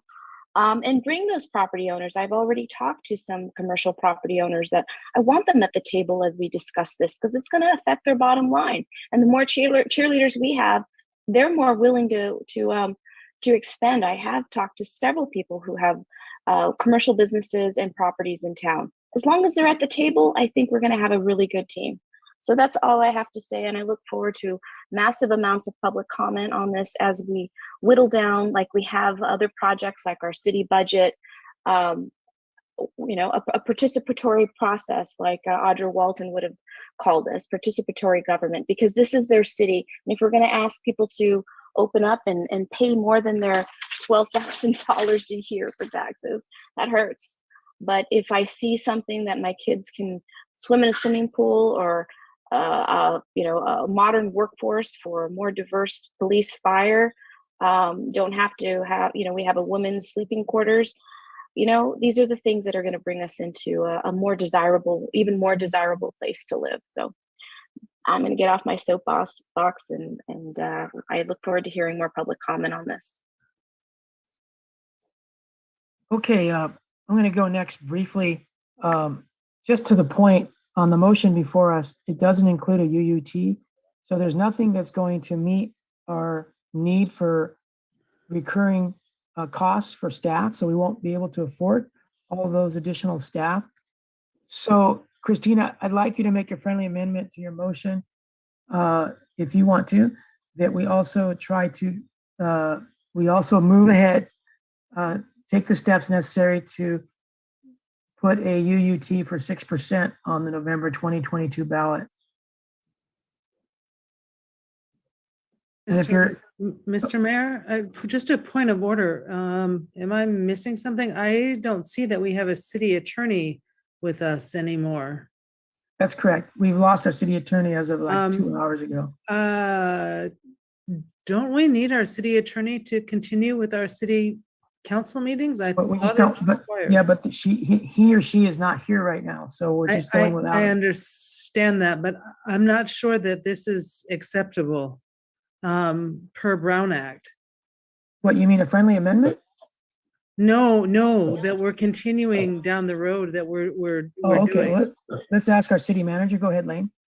Yeah, there's no Brown Act violation without the city attorney being here. That what it falls on me that if there's any legal issues, I would put the brakes on the council and say, let's stop the discussion. We need to wait and table it for another time when we have our attorney here. So, okay, thank you for the clarification. The other part of the clarification is then on this, you are asking Christina to make a change to her amendment, and then Councilmember Burnett put a substitute motion on. So I have not heard a substitute motion, but he made a substitute motion that we put a bond measure out with only focused on the three critical issues of the He city. commented, but he never made a substitute motion and it was never seconded. So it wasn't an official. I seconded it, but Yeah, I did make a motion. It was seconded. Okay, so you made a substitute motion to. and I seconded it. That Okay. is correct. All right. We have two motions on the floor. So Councilmember Christina Medina Dirksen, would you be willing to make a friendly amendment to your motion to add the UUT at 6%? Let's go ahead and do that. Okay. Does the second hold, Kathy? No, because I don't believe that we should be, you're saying to, in the November election, to have two asks simultaneously? Yes. Okay, that I need comment from Lane about whether we can do that or whether it's. But right now you have to either say, no, my second doesn't hold. Or it does. And if I can't get resolution to the question, I can't accept that. Right, and we'll get resolution. Mr. Mayor, point of order, there is a substitute motion. Don't we need to resolve that before we start talking about modifying the original motion? No, you can have as many motions on the floor as you choose. And before we will vote on the substitute motion first, but I'm making a suggestion to the motion maker of the original motion as a friendly amendment. So Lane, what Councilmember or Mayor Pro Tem Biala asked what you think, what's your input on putting the two on the ballot? Yeah, I would definitely want to, as we hire a consultant strategist that helps us with the bond measure, I would want their input. But my experience has been, if you have two measures on the ballot like this, you may dilute the vote and lose both measures. I think you have a hard time getting a supermajority to vote on both, and the majority on the UT, you may lose that. So that would be my concern, is you actually may be detrimental. Okay, so then I'll stop on my friendly amendment. So we have two motions on the floor. Let's go to Mayor Pro Tem Kathy Biala. Let's see. So I wanted to just comment that I don't think anyone is trying to demonize the property owners. I think in terms of my own position on this, that it's just a sad truism that I said that property owners are less impacted than those who rent. And I think that's a true statement. And it's that we have to unfortunately choose between two not positive options. And so that's all that I was saying, just to clarify.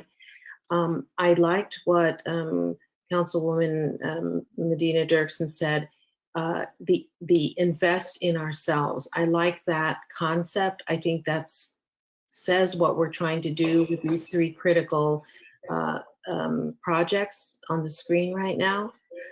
I think that there is going to be a values struggle for the people, the voters, when I would see that some of these other things are short-term gains. I would like my kids to be able to do this because it's tangible. It's something that impacts my life on the short term. But the things that we're talking about are for the long term. And I think that those are value issues that we're going to have to surmount, and hopefully the consultant will help us with that. But either way, this is a big ask, and I know it's going to be an uphill battle, but we have to put our all in it. If we go this way, then we need to ensure that we are all committed and that we're moving in the same direction, and that we really put our hearts into making the good advocacy for these. Otherwise, why even suggest this in the first place, to go through with this? And we're sort of doing this, half-heartedly. We need everybody on board. So I do like the invest in ourselves concept. Thank you, Mr. Mayor. Okay, thank you. So Lane, I have a question. if either of the motions pass tonight, well, one or the other passes tonight, if one passes, this is going to come back before, this is going to, when the next time we discuss this, let's say within 30 days, what will be the sideboards of our discussion the next time? I'm wondering if we will be able to change, you know, the language of the ballot and whether the aquatic center is included, or, you know, so what will be our next step? Yeah, I will bring more detail back, but yeah, until council makes the final decision on the ballot language and how you want to put that together, I think everything is kind of open. So that door isn't closed. What I'm going to be bringing back is try to look at, again, what you in the motion talked about. We're going to bring back the timetable so we understand exactly the timetable. We'll get a little bit more detail on the funding. For example, with the property tax, we are looking at having a consultant come in and give a breakdown of the properties in the city, how many are valued at 300,000, 400,000, 500,000, the commercial properties, so we can get more information. So we'll bring that back next time. We'll bring back the critical priority list, but the other priority list is still, it's there. And so I don't, until we approve the ballot language, and nothing is over, I guess. Okay, and then how do we afford all those staff positions without a new recurring revenue of approximately 1.6 million? You know, our TOT tax is continuing to increase, and this will be at our May 3rd council meeting. So really at our next council meeting, as we update our budget, our property taxes have increased, our sales taxes have increased, TOT taxes. And as we do our projections in the future, we know that a couple more hotels are going to be online in a couple of years. And I think we may be on a path that will be able to address those staffing needs if our taxes continue to increase as they've been increasing. Okay. All right. David, can you please restate? Let's go to Kathy Bial, then I'm going to ask David if he would restate his motion so I can be clear what it was. Go ahead, Kathy. Yes, that's what I was going to ask, but more so than that, I would like also to have the first motion repeated, because I'm not sure how the two differs so significantly, whether one is just more general than the other. Okay. Lane, would you like the makers of the motion to restate them, or would you like Anita to?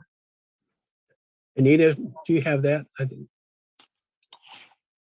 Yeah, I believe I do. Let's start with the substitute motion, please, Anita. Well, the substitute motion was to, I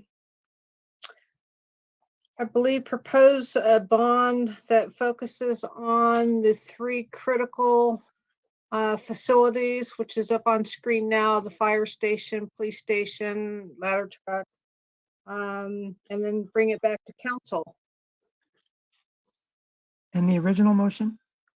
The original motion was to pursue a bond measure with detailed funding list, timetables of up to $50 million or not to exceed $50 million, bring it back within 30 days, but it's also for the November 2020 ballot and to include public outreach. Okay, I'm sure it meant I'm sure she meant 2022, even if the 2020 was spoken. Yeah, sorry, 2022. Okay, and I think the $50 million it was the bond amount, not the list of projects prices. Correct. Okay. All right. Okay.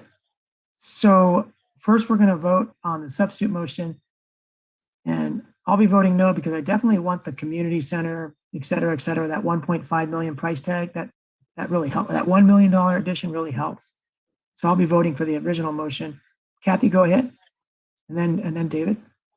And for me, the first motion was more general because I would still like to get clarification about the police station being combined with the city hall and chambers in order to accommodate some other pieces that might be more short-term gains. In general, I feel like these are critical and I would rather go for this, but I think that at this point, I would still like to hear some other options. And so that's why I will be voting for the first one, because it's a little more general. We just had our first discussion on this today. But I do lean to these three. All right, thank you. Let's go to Councilmember David Burnett.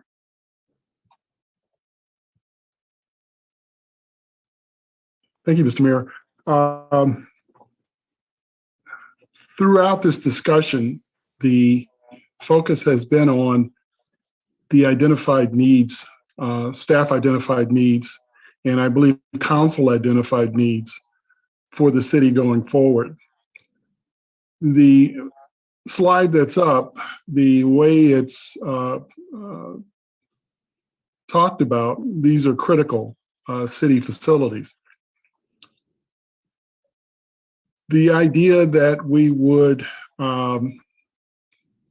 make a general statement about possible projects in the future, to me, is just, it's kicking the can down the road. When we go out to the voters and ask them to support this ballot measure, we're going to have identified critical projects. I think 3 is a list, a number that we can all easily remember and easily respond to. I don't see where adding a variability to a bond measure is a plus. I think we are grown-ups and adults, and we understand how money works and how a city gets its revenue. The idea that somehow we might be able to figure out how to put something back in that would be a tease, some eye candy for folks to say, oh, wow, if we're going to do that, then I'll vote for it, I think doesn't respect the intelligence of our voters. I think we've had a discussion of what is necessary, what will probably not be able to generate funding on its own, but is defined as critical. I think it's very important that we are clear as to what the ask is, that the ask is identified as critical. I think we can promote this, we can advertise this, we can run with this, and everyone will feel that this is something that they can support because this is what, this is what their leaders are asking them to think about. So I don't see adding any variability to this makes this any more palatable. $50 million in the grand scheme of things in the state of California is not a big ask. It is a big ask for our city, though. And like I said, this is a generational ask. We can't come back on this. So I think it's a big amount of money. We talk about $50 million bond. It's for a fire station. It's for a police station, council chambers, a city hall, and a much needed ladder truck. So, those are my comments. Thank you, David. Let's go to Councilmember Lisa Berkeley. Thank you. I have 2 things. First is a practical thing. I'd like to make a motion that we extend this conversation until 10:30 at the latest. Hopefully we'll be done sooner, but is there a second? Okay, I'd like to make a motion that we extend till 10:15. Okay, David, I saw David's hand up. 10:15? Okay, David seconds it. Okay. Can we have a roll call vote, please? Councilmember Medina Dirksen, Yes. Councilmember Burnett,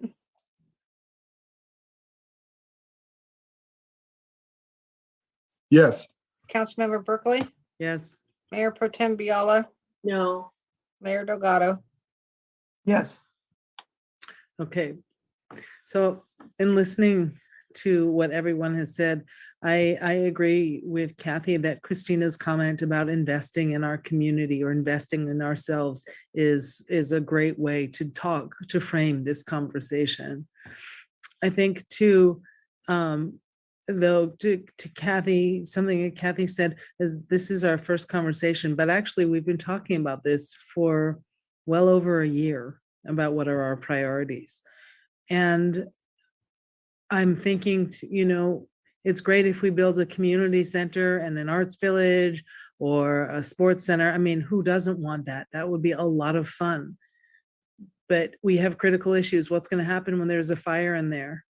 Or what's going to happen when there's a crisis in there and we don't have the necessary resources to take care of that? They talk about when you put on your life, when you're on an airplane and it's about to crash, or if there's a crisis, you put on your own life vest for your own life mask first. And I think that's really what these three items are. They're to build a very solid foundation so we can grow as a city.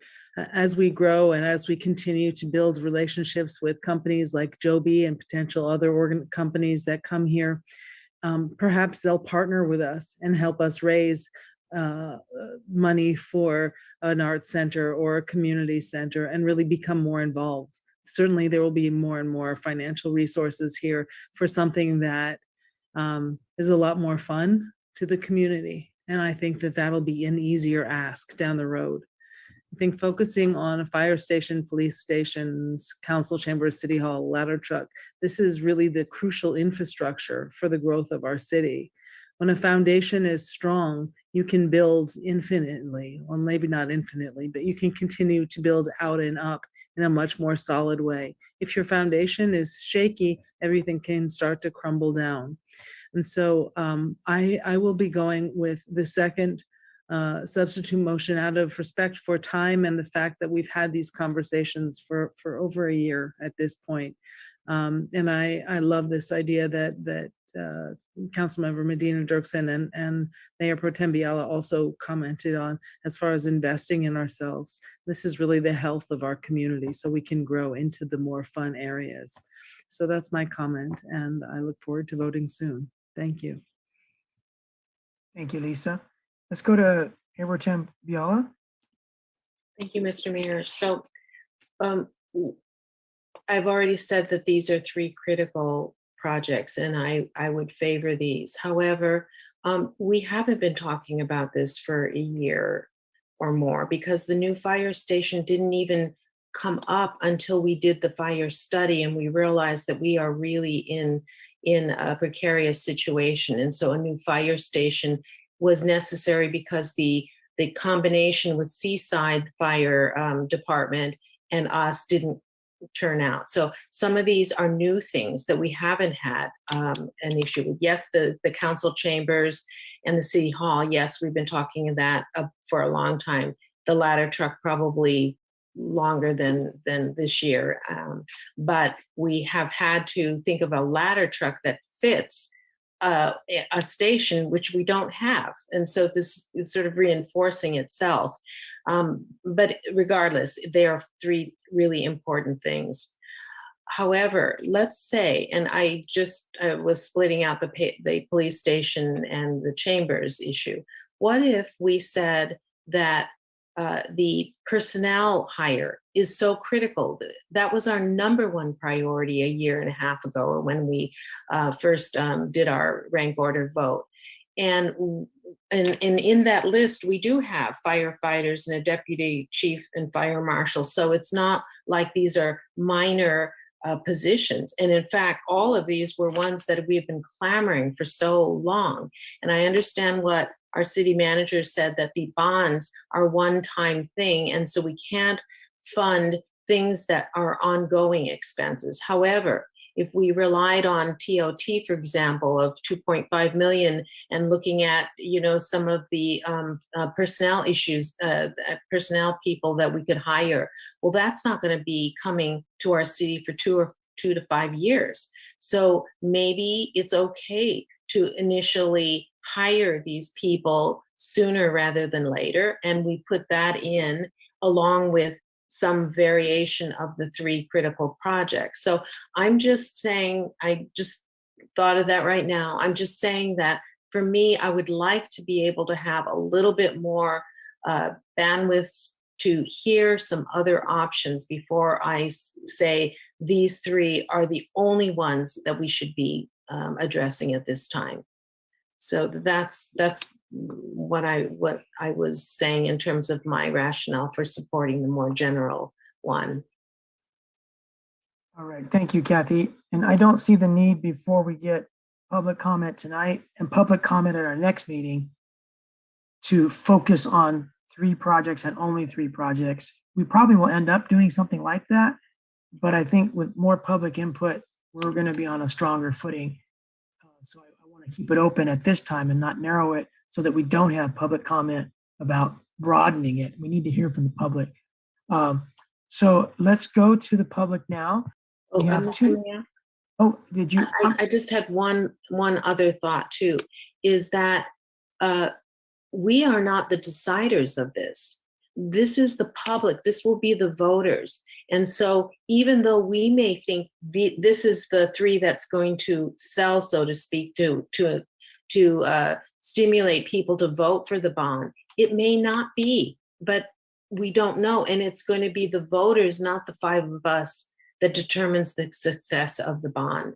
And so I think that is another reasoning for me to be broader at this point, and especially because we need to hear from the public. Thank you. All right, Kathy, thank you. So now we'll go to Paula Pelot. Matt, can I get you to drop the screen, please?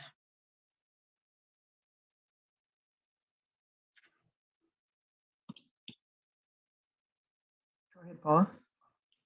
Yeah, I find these last few minutes of your discussion extremely confusing, particularly the mayor pro tems. It sounds like there's an understanding that there needs to be the city facilities are the critical. And you have to keep in mind with voters are not really that hot to trot on funding staff positions. Not that they shouldn't be, not that they shouldn't have a better understanding of what it takes to run government. But when you put money behind facilities, those are hard investments, hardcore. How do I express this? You're putting them into infrastructure, so to speak, and I think that that's a much easier sell. And so I'm really not understanding why we're talking about something that's going to be broader and has to come back again and be more discussed for broader things. I just don't understand what that discussion is about that you guys are having at all. People would like to invest in more infrastructure, which is the fire station, the city center, police station, and the ladder. Those are things that people easily understand as needs. They don't necessarily support staffing. That's perhaps not correct, but that's a fact. That's how people feel. And so you're going to have a much better time trying to sell this with just limiting it to those critical things that people can touch, so to speak, rather than staffing. And so I think you should really support the substitute motion at this point. Thank you.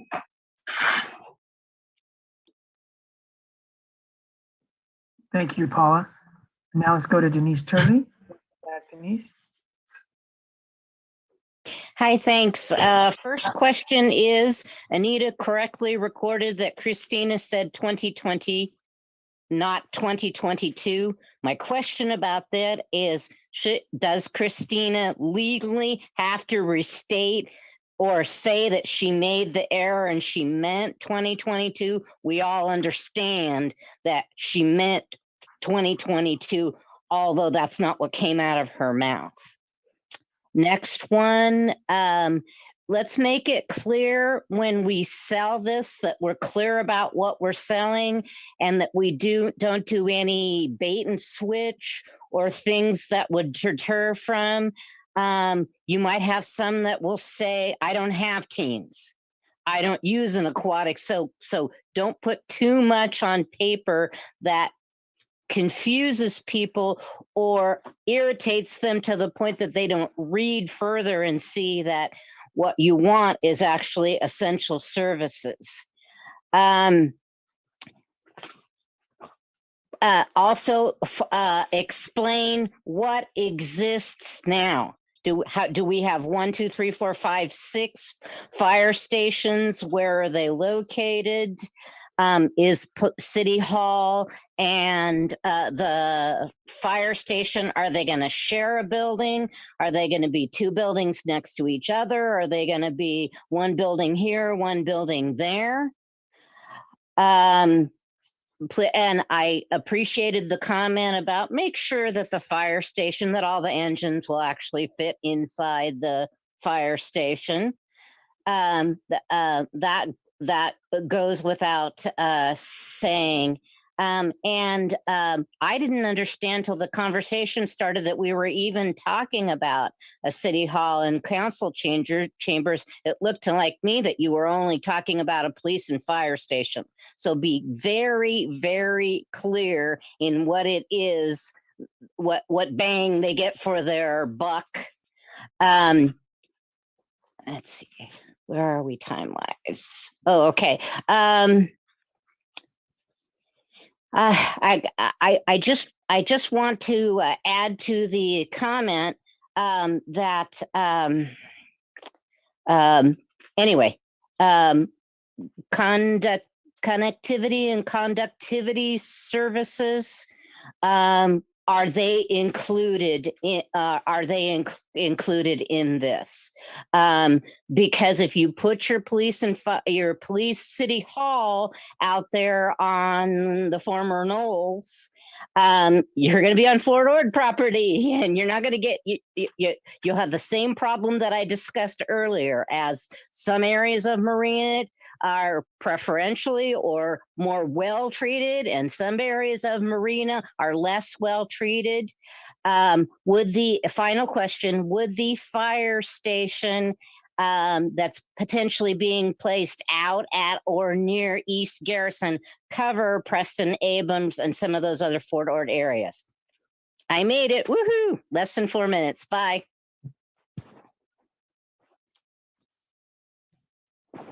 Thank you, Denise.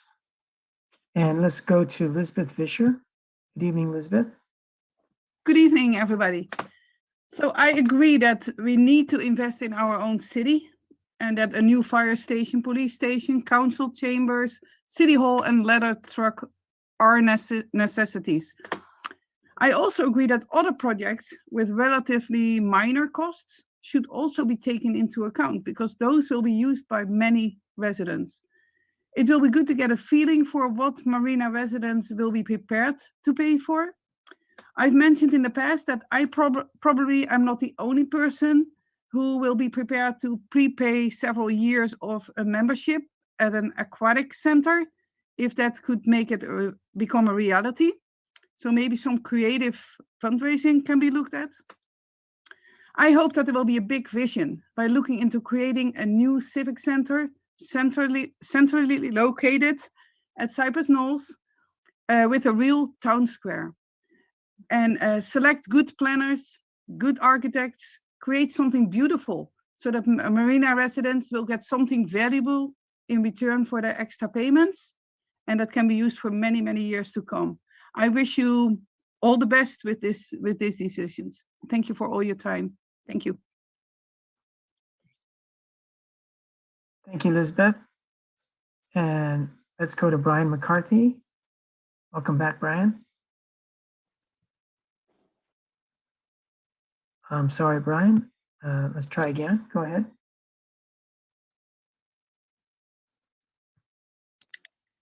Can you hear me, Mr. Mayor? Yes. All right, Yes. thank you, members of the council, Mayor. I joined a little late, but I do appreciate the discussion. Quickly wanted to echo Council Member Medina Dirksen's comments about the farce that kind of all homeowners are wealthy, because sadly there really are a lot of homeowners here in Marina that are one payment away from foreclosure, and I think we saw this in 2010, and we can certainly see it again. Many of the homeowners I know here in Marina also rent rooms to make ends meet. So I just want to remind the council of what impact, increased property taxes will have, because I do think those costs have to be spread out. And likewise, many renters in our city are in fact people of incredible means. And I think there's, a lot of evidence of that too. So just want to kind of put that out there and echo that comment. Also appreciate Mayor Pro Tem's comments about the optics of asking for money at this time, when we kind of are also talking about otherwise having this kind of unusual surplus of money. So it's a really interesting position that the city of Marina is in, and it's one of the many reasons I'm having a hard time wanting to support the bond measure. I do think that maybe being an off-year election, we or you that will stand a good chance of getting this passed. But it is a high bar, and it very well might not pass. So I hope you're kind of planning for that possibility too. But what I really want to talk about is the UUT. I do appreciate creative tax strategies for bringing revenue into the city, but for sure, I think there's a reason why the state has exempted certain tangible goods from sales tax, which includes food, prescription medicine, and household utilities. These items really are generally exempted because they are such basic needs. And to be sure, the average Marina citizen may not qualify as low income per se, but still struggles to make their mortgage or rent payments. So by passing a UUT, you really are asking citizens to further be penalized for things like internet, phone service, other basic utilities that are really a modern day absolute necessity, just like food and prescriptions. So at the end of the day, I don't know if I support or don't support the motion, but I hope that if the city does decide to put the bond measure on the ballot before people like me and the voters, that you really sell the heck out of it. Sell it like your life depends on it. Hire those consultants to make it palatable, make it look good. If you've decided you're going to put this before the voters, give it its best shot of passing. And that's my comments. Good luck. Thank you, Brian. Let's go to Tommy Bolea. Before you start, Tommy, a motion that we go to 1025.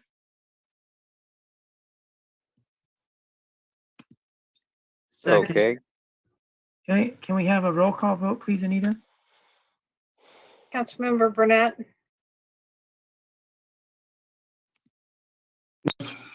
Councilmember Medina Dirksen.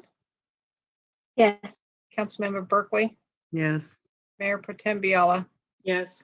Mayor Delgado. Yes. How did Councilmember Burnett vote? Yes. Okay, that vote's unanimous. Please continue, Tommy. Thanks for your patience.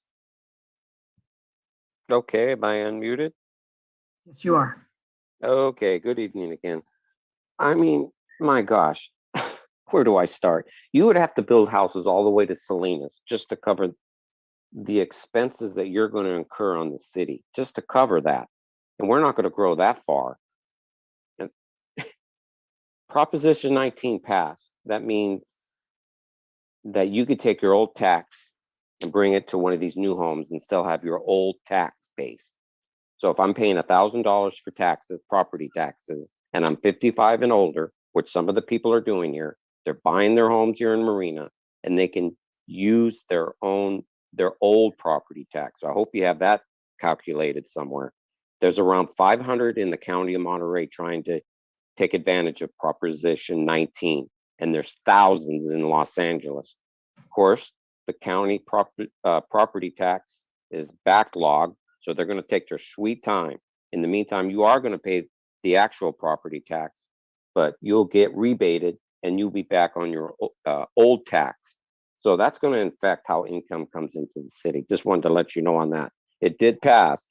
It's just not working right now, but it will work because the people voted and it passed. So you could take your old property tax, and if you're 55 and over, you can come move to Marina and buy a $1 million house and pay $1,000 in property tax. Yes, it's possible. So I hope you have that accounted for. But spending all this money, I mean, that's way, first of all, that ladder truck. I see it over here at Fort Ord. It rolled into the fire over here at California and Del Monte. It was there faster than you can even take out my camera and start filming it because I was there. I was over there when the ladder truck pulled up on 2nd Avenue when the fire started. power line was down. They couldn't throw water because they had to shut off the power first. That could have took off all those four-doored barracks. And who knows if we had high winds. I don't think we should invest in city chambers, city council, all that stuff can wait. Let the next mayor and the next generation, my God, you want my generation to pay for all this, and at the same time, seniors have to go somewhere else to go swimming in their Monterey or whatever, in their rec rooms. Go to Watsonville and they got indoor soccer. They got a huge park. My gosh. I mean, I can see where, okay, you're going to raise my taxes, but you're going to build all government buildings. I mean, where am I going to gain from that? Okay, I got a better quality of life. Okay, I can understand that. But my God, don't throw away that ladder truck that's being used right now. I'm going to call them tomorrow and find out what the situation of that is. How can that not be shared or used within the city limits? That's 1.5 million right there. But you guys want a brand new truck. Okay, whatever. I mean, you just want to spend the money that you don't have. I'm trying to understand this, that you want me to pay for the next generation. Well, you got to anticipate that the next generation is going to be there, because they're gonna move away. I mean, you're going to put pressure on us, and yeah, you're right. Everybody's telling me, well, tell me if you don't like it, move. Well, yeah, that's exactly what I think what's going on. You want me to move so my house resells and it's reassessed. I understand exactly what's going on. You push out the old and bring in the new, and then everything's reassessed, and that covers all your expenses. But wait a minute, you created the 4-story buildings. I mean, so you created the demand. Now you got to find a way to simplify that. You got that ladder truck, you can use it, but all those city chambers, all that stuff can wait. Let the next generation take care of it. Have a good evening. Thank you, Tommy. Okay, we'll go ahead and close public comment. And Councilmember Christina Medina Dirksen, you have some input?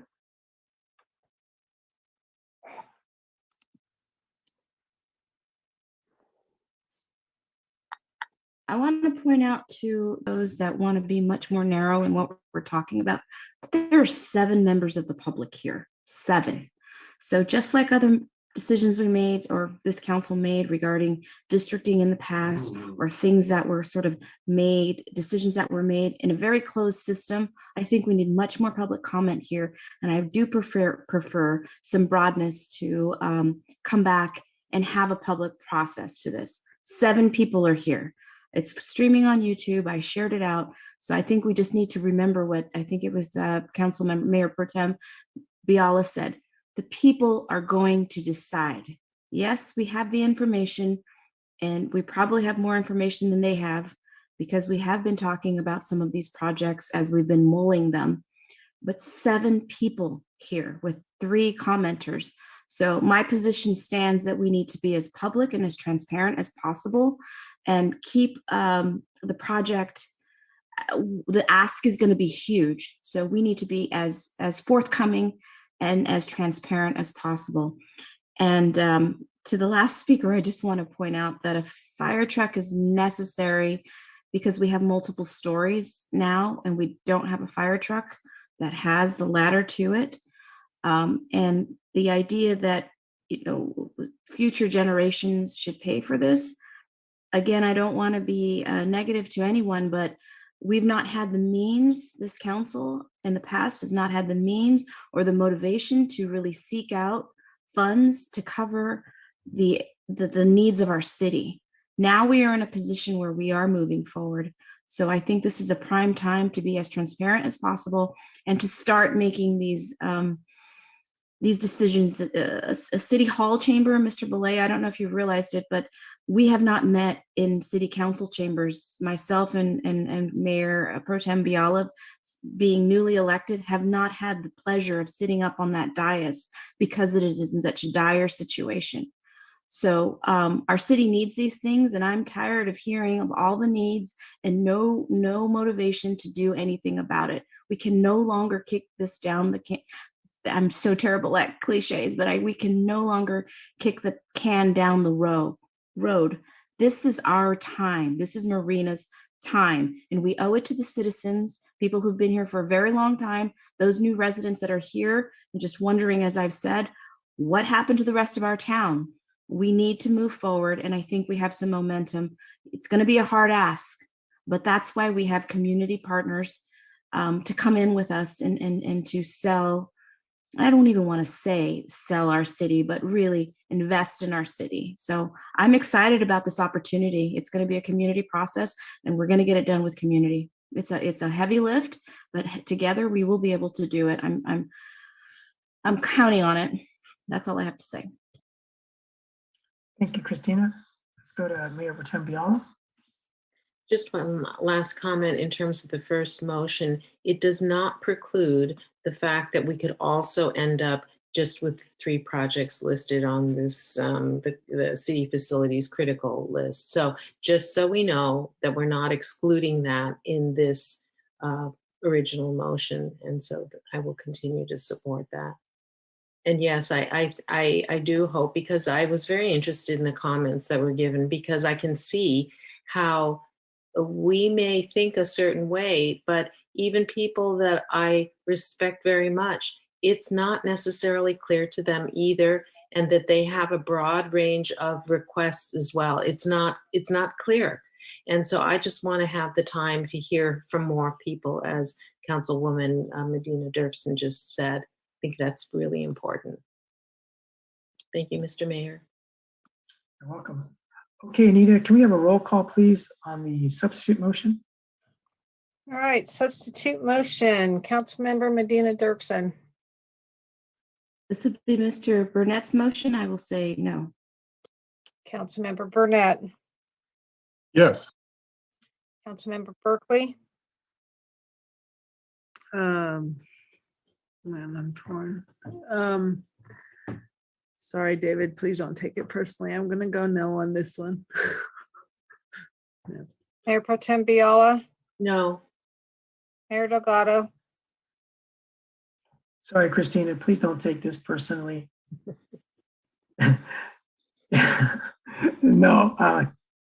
No.